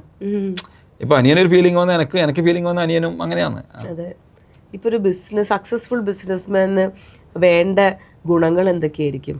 ഒന്ന് സത്യസന്ധത നിർബന്ധമാണ്. പിന്നെ നമ്മളെപ്പം ആ ഉത്സാഹം, നമ്മളിപ്പോൾ മടി പിടിച്ചിട്ട് മാറിയെന്നാമില്ല, അപ്പം ഇതിലേക്ക് അങ്ങനെ ഒരു റിട്ടയർമെൻറ്റ് ഇല്ല ബിസിനസ്സിൽ, അപ്പം ചെയ്യാം. പിന്നെ എന്താ പറയുക, നമ്മൾ ഒറ്റക്കായിട്ട് ചെയ്യാൻ പാടില്ല, നമ്മൾ നല്ലൊരു ടീമിനെ നമ്മളപ്പുറം കൂട്ടണം. നല്ല ടീമിനെ കൂട്ടിയിട്ട് ഇപ്പം ഫുട്ബോൾ കളിക്കുന്നുണ്ടാവില്ലേ, അതിന് ഒരു മാനേജർ ഉണ്ടാവും, ഒരു ക്യാപ്റ്റൻ ഉണ്ടാവും, അതിന് ഗോളി ഉണ്ടാവും, ഇങ്ങനെ എല്ലാം. അതിന് ഒരാൾക്ക് അവർക്ക് പറ്റുന്ന റോള് കൊടുത്താൽ അവർ ഭംഗിയായി ചെയ്യും. ഇപ്പം എല്ലാം നമുക്ക് ചെയ്യാൻ പറ്റുമല്ലോ. ഇപ്പം ഇന്ന് പാർവതിൻ്റെ ഒപ്പം ഞാൻ ഇല്ലത്, എന്ന് എൻ്റെ ഷോപ്പിൽ എന്താ നടക്കുന്നത് എനിക്കറിയുന്നില്ല. പക്ഷെ അവരെ ഏൽപ്പിച്ചുകൊണ്ട് അവരത് ഭംഗിയായിട്ട് ചെയ്യുന്നുണ്ട്. ആ വിശ്വാസം നമുക്ക് വേണം, അവരത് ചെയ്യുന്നുണ്ട്. അപ്പോൾ അങ്ങനെയുള്ള ടീമിനെ നമ്മൾ വാർത്തെടുക്കണം. നല്ലൊരു ടീമാണ് ഒരു ബിസിനസ്സിൻ്റെ സക്സസ്. അപ്പോൾ അതാ ഞാൻ പറഞ്ഞില്ലേ, എൻ്റെ വീട്ടിലത്തെ സ്റ്റാഫ് എൻ്റെ സ്റ്റാഫല്ല, എൻ്റെ സജിഷ ഫാമിലിയാണ്. ഞാൻ എൻ്റെ ഫാമിലി ആയിട്ടേ കാണല്ലോ. അപ്പോൾ നമ്മൾ ഭയങ്കര എൻജോയ് ചെയ്യുമ്പോൾ ഷോപ്പിൽ നിന്ന് വളരെ തമാശയും പറഞ്ഞ്, അതായത് നമ്മൾ ഭയങ്കര സ്ട്രിക്റ്റായിട്ട് ഇല്ല സമയത്ത് ഒന്നും നടക്കില്ല. നമ്മൾ ജോളിയായിട്ട് മുമ്പ് ഞാൻ ഏതോ ബുക്കിൽ വായിച്ചിട്ടുണ്ട്, അതായത് ഒരു ഇംഗ്ലീഷുകാരും ഒരു ജപ്പാൻകാരും. ഇംഗ്ലീഷുകാരെ കമ്പനിയിൽ വർക്ക് ചെയ്യുന്ന സമയത്ത് അതിൻ്റെ ഓണറോ അതിൻ്റെ മാനേജറോ മാറി നിൽക്കുമ്പോൾ അവർ പണിയെടുക്കാണ്ട് അടുത്ത് വെറുതെ നിൽക്കും, അവർ പേടിപ്പിച്ച് പണിയെടുക്കുന്നത്. ജപ്പാൻകാർ അങ്ങനെയല്ല, അതിൻ്റെ ഓണറോ അതിൻ്റെ മാനേജർ അവരൊപ്പരം കൂടി പണിയെടുക്കും. അപ്പോൾ 10 ഉണ്ടാക്കുന്ന സമയത്ത് അവർ 11 ഉണ്ടാക്കും. ഇതേതോ ബുക്കിൽ വായിച്ചതാണ്. അപ്പോൾ അവരോടൊപ്പരം നമ്മൾ നിന്ന് കഴിഞ്ഞാൽ എല്ലാം ഭംഗിയായിട്ട് നടക്കും. ഇപ്പോൾ കുറേ എന്താ പറയുക ക്ലാസ്സുകൾ ഈ ഇയർഫോൺ വെച്ച് കേൾക്കുമെന്ന് പറഞ്ഞു, കുറേ പുസ്തകങ്ങൾ വായിക്കും, എപ്പോഴും പഠിക്കാൻ ഇഷ്ടമുള്ള ആളാണെന്ന് പറഞ്ഞു. അപ്പോൾ നമ്മളെപ്പോഴും ഈ സ്കൂളിലുള്ള എഡ്യൂക്കേഷനെ പറ്റിയിട്ട് നമ്മളെപ്പോഴും ഒരു ജോലിയൊക്കെ എടുത്ത് തുടങ്ങുമ്പം നമ്മൾ മനസ്സിലാക്കുന്നത് അതിങ്ങനെ ഒരു പ്രാക്ടിക്കലായിട്ട് അതെങ്ങനെ യൂസ് ചെയ്യണം. ഈ ക്ലാസ്സൊക്കെ അറ്റൻഡ് ചെയ്തു ശരി, പക്ഷെ അതെങ്ങനെ ജീവിതത്തിലേക്ക് കൊണ്ടുവരുന്നു എന്നുള്ളതിന് കുറേ പേര് അത് ഫെയിൽ ആവാറുണ്ട്. അപ്പോൾ ഇപ്പോഴും ക്ലാസ്സുകൾ പഠിച്ചുകൊണ്ടിരിക്കുന്ന ഒരാളോട് ചോദിക്കുക, എങ്ങനെയാണ് അത് ഈ ഒരു ആക്ഷൻ എന്നുള്ള രീതിയിലേക്ക് മാറ്റുന്നത്? അതായത് പിന്നെ ഞാൻ പറഞ്ഞില്ലേ, പഠിത്തത്തിൽ ഞാൻ വളരെ മോശമാണ്. പക്ഷേ ഞാൻ പഠിക്കുന്ന സമയത്ത് കണക്കിൽ നല്ല മാർക്ക് കിട്ടലുണ്ട് എനിക്ക്. 10ാം ക്ലാസ് ഞാൻ പറയാം, 10ാം ക്ലാസ് അവിടെ സ്റ്റോപ്പായി. അപ്പം ആർട്ടിസ്റ്റ് ആയതുകൊണ്ട് മാഷ് ഈ ബറോഡ സ്കൂൾ ഓഫ് ആർട്സിലേക്ക് എനിക്ക് സെലക്ഷൻ കിട്ടി. പക്ഷേ ഗുജറാത്തിലാണ്. കുറേ കൊല്ലം മുമ്പേ അടുത്തേക്ക് പോകാനും പറഞ്ഞു തരാനും ആൾക്കാരില്ല, അതുകൊണ്ട് ഞാൻ പോയിട്ടില്ല. അപ്പോൾ ഇപ്പോൾ എനിക്കൊരു നോവലൊന്നും കിട്ടിയാൽ എനിക്ക് വായിക്കാൻ പറ്റില്ല. ഇപ്പം എൻ്റെ സിനിമയിലെ കഥ എനിക്ക് തന്നു, ഞാൻ വായിച്ചിട്ടില്ല, എനിക്കാവൂല വായിക്കാൻ. പക്ഷേ ഒരു ബിസിനസ്സിൻ്റെ ഒരു ബുക്ക് കിട്ടിയാൽ എനിക്ക് ഭയങ്കര ത്രില്ലാണ് വായിക്കാൻ. അപ്പോൾ ഞാനിപ്പോൾ ഈ പഠിക്കണം എന്ന് പറഞ്ഞില്ലേ, ഇപ്പോൾ പഠിക്കുന്ന പറഞ്ഞുകൊണ്ട് പഠിച്ചു കഴിഞ്ഞാൽ നമുക്ക് കുറേ അറിവ് കിട്ടും, അത് കറക്റ്റ് പ്രോപ്പറായിട്ട് ചെയ്യാൻ പറ്റും. ഒരിക്കൽ PP വിജയൻ സാറിൻ്റെ ഒരു റിയൽ എസ്റ്റേറ്റ് ക്ലാസ് ഉണ്ടായിരുന്നു. അപ്പോൾ ഈ ക്ലാസ് കഴിഞ്ഞ് അപ്പോൾ എൻ്റെ വീട്ടിൻ്റെ മുമ്പിൽ ഒരു 10 സെൻറ്റ് വിൽക്കാൻ വെച്ചിട്ടുണ്ടായി. 10 കൊല്ലമായി, അല്ല 16 സെൻറ്റ് 10 കൊല്ലമായി വിൽക്കാൻ പറ്റും. അതിന് മുട്ടിയിട്ട് ഒരു 8 സെൻറ്റും വിൽക്കാനുണ്ടായി. അപ്പോൾ സാറിൻ്റെ ക്ലാസ് എല്ലാം കഴിഞ്ഞു. ഞാൻ ഒരു 7 മണിക്ക് 2 ദിവസത്തെ ക്ലാസ്സാണ്. 7 മണിക്ക് ക്ലാസ് കഴിഞ്ഞ് 7:30 ഇവർ രണ്ടാളെ നമ്പർ ഉണ്ടായിട്ടില്ല. വേറെ ആളെ കണക്ട് ചെയ്തിട്ട് നമ്പർ മേടിച്ചിട്ട് ഇവരുമായിട്ട് പിറ്റേ ദിവസം രാവിലെ പോയി സംസാരിച്ചിട്ട് ഒരാൾക്ക് 10 മണിക്ക് അഡ്വാൻസ് കൊടുത്തു, ഒരാൾക്ക് 10:30 അഡ്വാൻസ് കൊടുത്തു. അപ്പോൾ അതിൻ്റെ നടുക്കിലെ ആ മതിൽ ഞാൻ കട്ട് ചെയ്ത് ഒറ്റ ഫ്ലോട്ടായി. എൻ്റെ റിയൽ എസ്റ്റേറ്റിൻ്റെ ഫസ്റ്റ് ബിസിനസ്സാണ് അത്. അപ്പോൾ ഞാൻ അത് ബിസിനസ്സിലേക്ക് തന്നെ ഇറങ്ങാൻ വേണ്ടി ഒരു പ്ലാൻ, അത് സെയിൽ ചെയ്ത് അതിനെ 4 പോർഷൻ ആക്കിയിട്ട് വിൽക്കാനുള്ളൊരു പ്ലാനിലാണ് നടന്നത്. അപ്പോൾ നമ്മളെ നാട്ടിൽ എൻ്റെ വീട്ടിൻ്റെ അടുത്ത് ഒരു സ്ഥലമാണ്, എൻ്റെ വീടിൻ്റെ നേരെ മുമ്പിൽ. അപ്പോൾ ഞാൻ വെച്ച് ഇവിടെ തന്നെ വീടെടുക്കാം.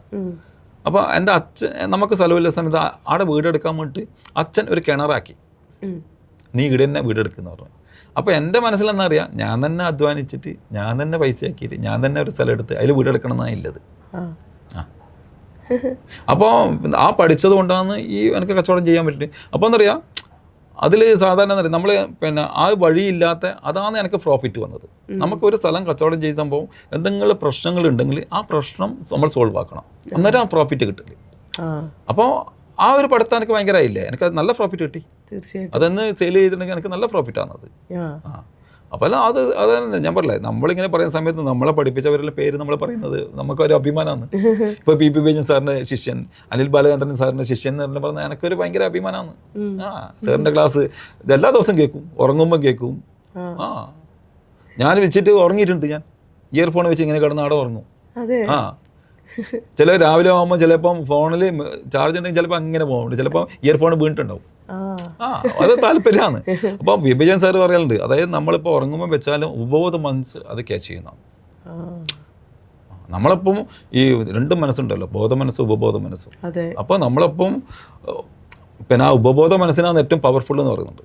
അപ്പോൾ അത് നമ്മൾ വിചാരിച്ചിട്ട് ഇങ്ങനെ കിടന്ന് കഴിഞ്ഞാൽ നല്ല ഉഷാറായിട്ട് വരും, എല്ലാം കാര്യങ്ങളെല്ലാം സൂപ്പറാണ്. അത് തന്നെ സൂപ്പറാവട്ടെ. അപ്പം ഈ ബിസിനസ് എന്ന് പറയുമ്പോൾ എപ്പോഴും നമുക്ക് ഒരു ഈ അപ്സ് ആൻഡ് ഡൗൺസ് ഇങ്ങനെ വന്നുകൊണ്ടേയിരിക്കുമല്ലോ. അപ്പം ഇപ്പോഴത്തെ ഏറ്റവും ഒരു ചലഞ്ചിങ് പൊസിഷൻ അല്ലെങ്കിൽ ഇപ്പം ഉള്ളൊരു പ്രശ്നം ചോദിക്കുകയാണെങ്കിൽ എന്തായിരിക്കും? ഇപ്പോൾ ഒരു പ്രശ്നം എന്ന് പറയുന്നുണ്ടല്ല, ഇപ്പം ഞാനിപ്പം ബിസിനസ് ചെയ്യുന്ന, അതായത് 12 വർഷമായിട്ട് ബിസിനസ് ചെയ്യുന്ന നല്ല പേരും ഇല്ലൊരു ആ ബിൽഡിങ് ഇപ്പം സെയിലായി, നമ്മൾക്ക് അവിടെ നിന്ന് മാറേണ്ടി വരും. ഇതാണ് ഇത്. അതായത് സംഭവം എന്ന് പറയാം, അതിൻ്റെ ബിൽഡിംഗ് ഓണർ പറഞ്ഞു, സതീഷ് ബിൽഡിങ് വിൽക്കുന്നു. അപ്പോൾ ഞാൻ പറഞ്ഞു ഞാൻ എടുക്കാം. അപ്പോൾ ഒരു വില പറഞ്ഞു. അപ്പോൾ എനിക്ക് 1 കൊല്ലം ടൈം വേണം. അപ്പോൾ അവർ പറഞ്ഞു അത് പറ്റുകയും ചെയ്യില്ല. അങ്ങനെ വേറെ അതിൻ്റെ മുട്ടിയിട്ടില്ല ഒരു ജ്വല്ലറി ഈ ബിൽഡിംഗ് എടുത്തു. 2,70,00,000 പറഞ്ഞ ബിൽഡിങ്ങാണ് 3 കോടിക്ക് എടുത്തത്. അപ്പോൾ ഞാൻ അവിടെ വളരുന്നുണ്ട്, എനിക്ക് കച്ചവടം കിട്ടുന്നു, ഇവർ എന്നെ ശ്രദ്ധിക്കുന്നുണ്ട്. അപ്പോൾ ആ ബിൽഡിംഗ് എടുത്തതിൽ അവിടെ എനിക്ക് മാറേണ്ടി വരും. അപ്പം ഇവർ എന്നോട് പറഞ്ഞ സതീഷ് ഒരു ഒപ്പ് വേണമെന്ന് ബിൽഡിങ് സെയിൽ ചെയ്യുമ്പോൾ. അപ്പം നമുക്ക് ഇപ്പോൾ കുറേ ക്ലാസ് കേട്ടു, കുറേ ഇതെല്ലാം കേട്ടു, പക്ഷേ ഇങ്ങനെ ഒരു സിറ്റുവേഷൻ ഏത് ക്ലാസ്സിൽ പഠിച്ചിട്ടുമില്ല, വായിച്ചിട്ടുമില്ല. അപ്പോൾ ഇവർ എന്നെ ഷോപ്പിൽ നിന്ന് അവരെ മേനോവർ കൂട്ടിയിട്ടാണ് എന്നെയും എൻ്റെ അനിയനെയും കൂട്ടിയിട്ട് പോയി. അപ്പോൾ അവിടെ ഒപ്പിടാൻ വിട്ടു. അപ്പോൾ ഒരു ഒപ്പിട വിട്ട് വേഗം വരാൻ വെച്ചത്. അപ്പോൾ ഒരു ഒപ്പിടുമ്പോൾ വേറെ ഒപ്പ്. അപ്പോൾ ആ ഒരു അരമണിക്കൂർ നമുക്ക് വേറെ ആൾ ചോദിക്കാനോ ഒന്നിനും നമുക്ക് സന്ദർഭം കിട്ടിയിട്ടില്ല. അത് വലിയൊരു അബദ്ധമായി സംഭവം. അപ്പോൾ ഞാനിപ്പം വേറെ ഷോപ്പ് തുടങ്ങാം, അതിൻ്റെ വേറെ ഒരു റൂമിന് അറ്റൻഡൻസ് കൊടുത്തിട്ടുണ്ട്. അപ്പം അതിലേക്ക് ഇപ്പോൾ മാറാൻ പറ്റുന്ന പ്ലാൻ ഇല്ലത് ഇപ്പോൾ. അപ്പോൾ അത് ഇത്രയും ചെയ്ത് ലാസ്റ്റ് ഒരു അബദ്ധം ചെയ്തവണക്ക് എനിക്ക് തോന്നിയിട്ടുണ്ട്. പക്ഷെ ഓരോ പ്രതിസന്ധികളും അല്ല, ഈ ഇങ്ങനെ പ്രതിസന്ധി വന്നാൽ നമ്മളിപ്പോൾ ഡൗൺ ആവാൻ പാടില്ല. അതായത് എൻ്റെ കഴിവുണ്ടല്ലോ, ഞാനിത് ഇത്ര പേരും ഉണ്ടാക്കിയത് എൻ്റെ കഴിവാണ്. എൻ്റെ കഴിവ് ആരും കൊണ്ടുപോയിട്ടില്ല. പക്ഷെ നമ്മളിപ്പോൾ നമ്മൾ ഔട്ടാക്കാൻ വേണ്ടി ക്രിക്കറ്റ് കളിയില്ലേ, ഒരാൾ ബോൾ എറിഞ്ഞു കൊടുക്കും, ഇതെല്ലാം നമ്മൾ ഡിഫെൻഡ് ചെയ്തിട്ട് നമ്മൾ പോകണം. എല്ലാ ബിസിനസ്സിലും പിന്നെ പല സ്ട്രഗിളും വരും. പക്ഷെ നമ്മൾ ഇതെല്ലാം ഡിഫെൻഡ് ചെയ്തിട്ട് പോയി കഴിഞ്ഞാൽ ഇവരെ ഔട്ടാക്കാൻ നമ്മൾ നോക്കും. പക്ഷെ നമ്മൾ ഔട്ടാവാൻ പാടില്ല. പിന്നെ നമ്മൾ ആദ്യം ഇറങ്ങണം.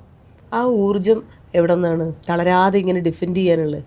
ഈ ഊർജം എന്ന് പറയുന്നത് ഒന്ന് നമ്മൾ വായന, ഈ നല്ല മോട്ടിവേഷൻ, പല സക്സസ് കഥകൾ, ഫെയിലിയർ കഥ, ഇതെല്ലാം നമ്മളൊപ്പം കേട്ടുകൊണ്ടിരിക്കുമ്പോൾ നമുക്ക് ഓട്ടോമാറ്റിക് ഊർജ്ജം വരും. എത്രയോ ആൾക്കാർ പല കഥകളും ഉണ്ടല്ലോ, നമുക്കൊരു മോട്ടിവേഷൻ കിട്ടുന്നതല്ലോ. അതായത് സീറോന്ന് ജീവിതം മെച്ചപ്പെട്ട എത്രയോ ആൾക്കാരുണ്ടല്ലോ, അവരെല്ലാം നമുക്ക് മോട്ടിവേഷനായിട്ട് വരുന്നത്. ഇപ്പൊ സക്സസിനെയും ഫെയിലിയറിനെയും എങ്ങനെയാണ് രണ്ടിനെയും സാറ് നോക്കി കാണുന്നത്? അത് നമുക്കൊരു ഫെയിലിയർ വരുമ്പോഴാണ് നമുക്ക് ഇങ്ങനെ ചെയ്തുകൊണ്ടാണ് ഫെയിലായത്. അപ്പോൾ അതിൽ നമുക്കൊരു ഒന്ന് പഠിച്ചു നമ്മൾ, അത് വിജയത്തിൻ്റെ ഒരു ചവിട്ടുപടിയാണ്.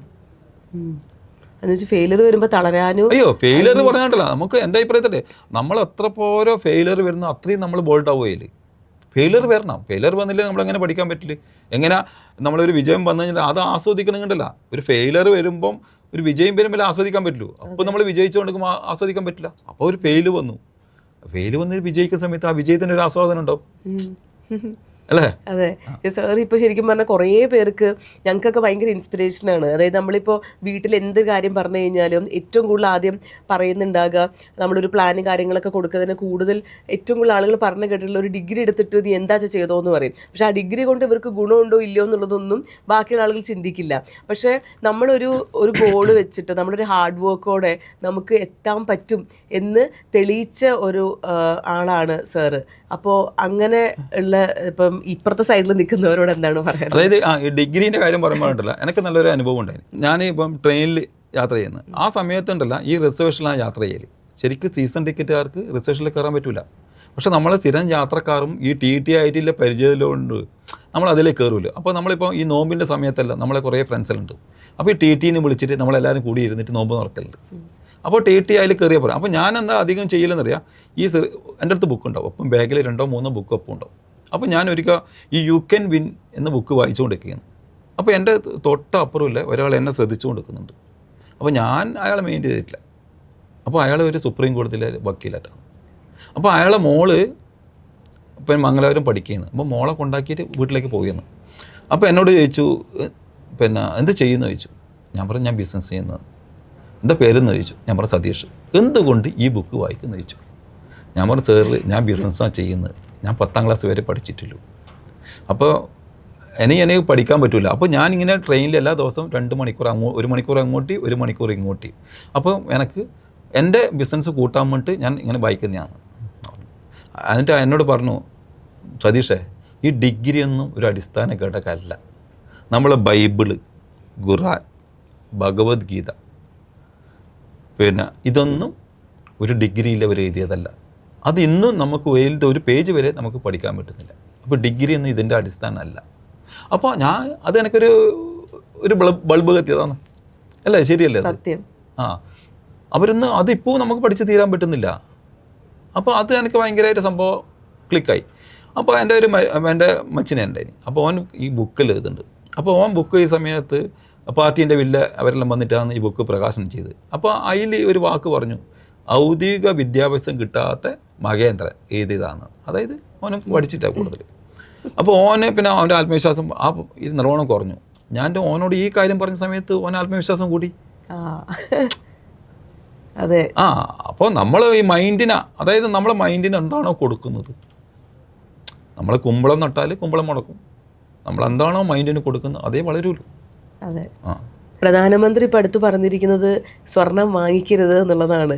അതിനെ പറ്റിയിട്ട് സാറിന് എന്താണ് പറയുന്നത്? എൻ്റെ ഒരു ചിന്ത തോന്നുന്നത്, അതായത് ഇപ്പം യുദ്ധം തുടങ്ങി, അപ്പോൾ ഒരു വലിയൊരു സാമ്പത്തിക പ്രതിസന്ധി വരാൻ സാധ്യതയുണ്ട്. അതിൻ്റെ ഒരു മുൻകരുതലായിട്ട് നമുക്ക് അതിന് കാണാൻ പറ്റുള്ളൂ. അപ്പോൾ വിദേശ നാണ്യം സംരക്ഷിക്കുക, അതായിരിക്കാം അതിനെ ഉദ്ദേശിക്കുന്നത്. അതിനെക്കുറിച്ച് ഡീറ്റെയിൽ ആയിട്ട് എനിക്ക് പറയാൻ അറിയില്ല, പക്ഷേ അത് നല്ല ഉദ്ദേശമായിരിക്കും. നമ്മളൊരു രാജ്യത്ത് താമസിക്കുന്ന അവിടുത്തെ ഒരു പൗരൻ എന്ന നിലയിൽ നമ്മളത് ഉൾക്കൊള്ളാനേ പറ്റുള്ളൂ. പക്ഷേ എന്താ പറയുക, നമ്മൾ ഇന്ത്യയിൽ തന്നെ കുറേ ലക്ഷക്കണക്കിന് നമ്മൾ സ്വർണ്ണമുണ്ട് എല്ലാവരും വീട്ടിൽ. അപ്പോൾ അത് പുറത്തേക്ക് വരും, അത് റീസൈക്കിൾ ചെയ്യും. അപ്പോൾ ഈ സ്വർണം വാങ്ങണ്ടെന്ന് പറയുന്ന സമയത്ത് നമ്മളെ കൈമിലുള്ള സ്വർണത്തിൻ്റെ വാല്യൂ കൂടുകയില്ലേ, അതിൻ്റെ മൂല്യം കൂടും, അതിൻ്റെ വില കൂടും. അതേപോലെ തന്നെ ഇപ്പോൾ ഇങ്ങനെ ഗോൾഡ് ഈ ബിസിനസ് ചെയ്യുന്ന എല്ലാവരും ഒരു എമൗണ്ട് ടാക്സ് അടയ്ക്കുക എന്ന് പറയുന്നൊരു സംഭവം ഉണ്ടല്ലോ. അപ്പോൾ അതിനെ പറ്റിയിട്ടൊന്ന് പറയാമോ? അതായത് ഒരു ബിസിനസ് കറക്റ്റായിട്ട് ഗവൺമെൻറ്റിക്ക് ടാക്സ് കൊടുക്കണം. ഈ ടാക്സ് ആണ് ഒരു രാജ്യത്തിൻ്റെ വളർച്ചയ്ക്ക് വരുന്നത്. ആ ടാക്സിൻ്റെ പൈസേനെ കൊണ്ടാണ് പാലങ്ങൾ ഉണ്ടാക്കുന്നതും വിദ്യാഭ്യാസ സ്ഥാപനങ്ങൾ ഉണ്ടാക്കുന്നതും, അതായത് പെൻഷനായിട്ടും കൊടുക്കുന്നത് ടാക്സിൻ്റെ ആണ്. അപ്പോൾ ടാക്സ് കൊടുക്കൂല, പക്ഷേ ഗവൺമെൻറ്റിന് എല്ലാ ആനുകൂല്യം വേണമെന്ന് പറയുന്നത് വിട്ടിത്താണ്. നമ്മൾ കൊടുത്തതേ നമുക്ക് തിരിച്ചു കിട്ടൂലോ. തീർച്ചയായിട്ടും. അപ്പോൾ ഇനി ഈ ഒരു ബിസിനസ്സിൽ തന്നെ കൂടുതൽ ഉയരങ്ങളിലേക്ക് എത്താനും കൂടുതൽ റിസ്കുകൾ എടുക്കാനും അതൊക്കെ സക്സസ് ആവാനും ഒക്കെ ഏറ്റവും കൂടുതൽ വിഷ് ചെയ്യുന്നു. Thank you so much for joining. Okay, welcome. Thank you.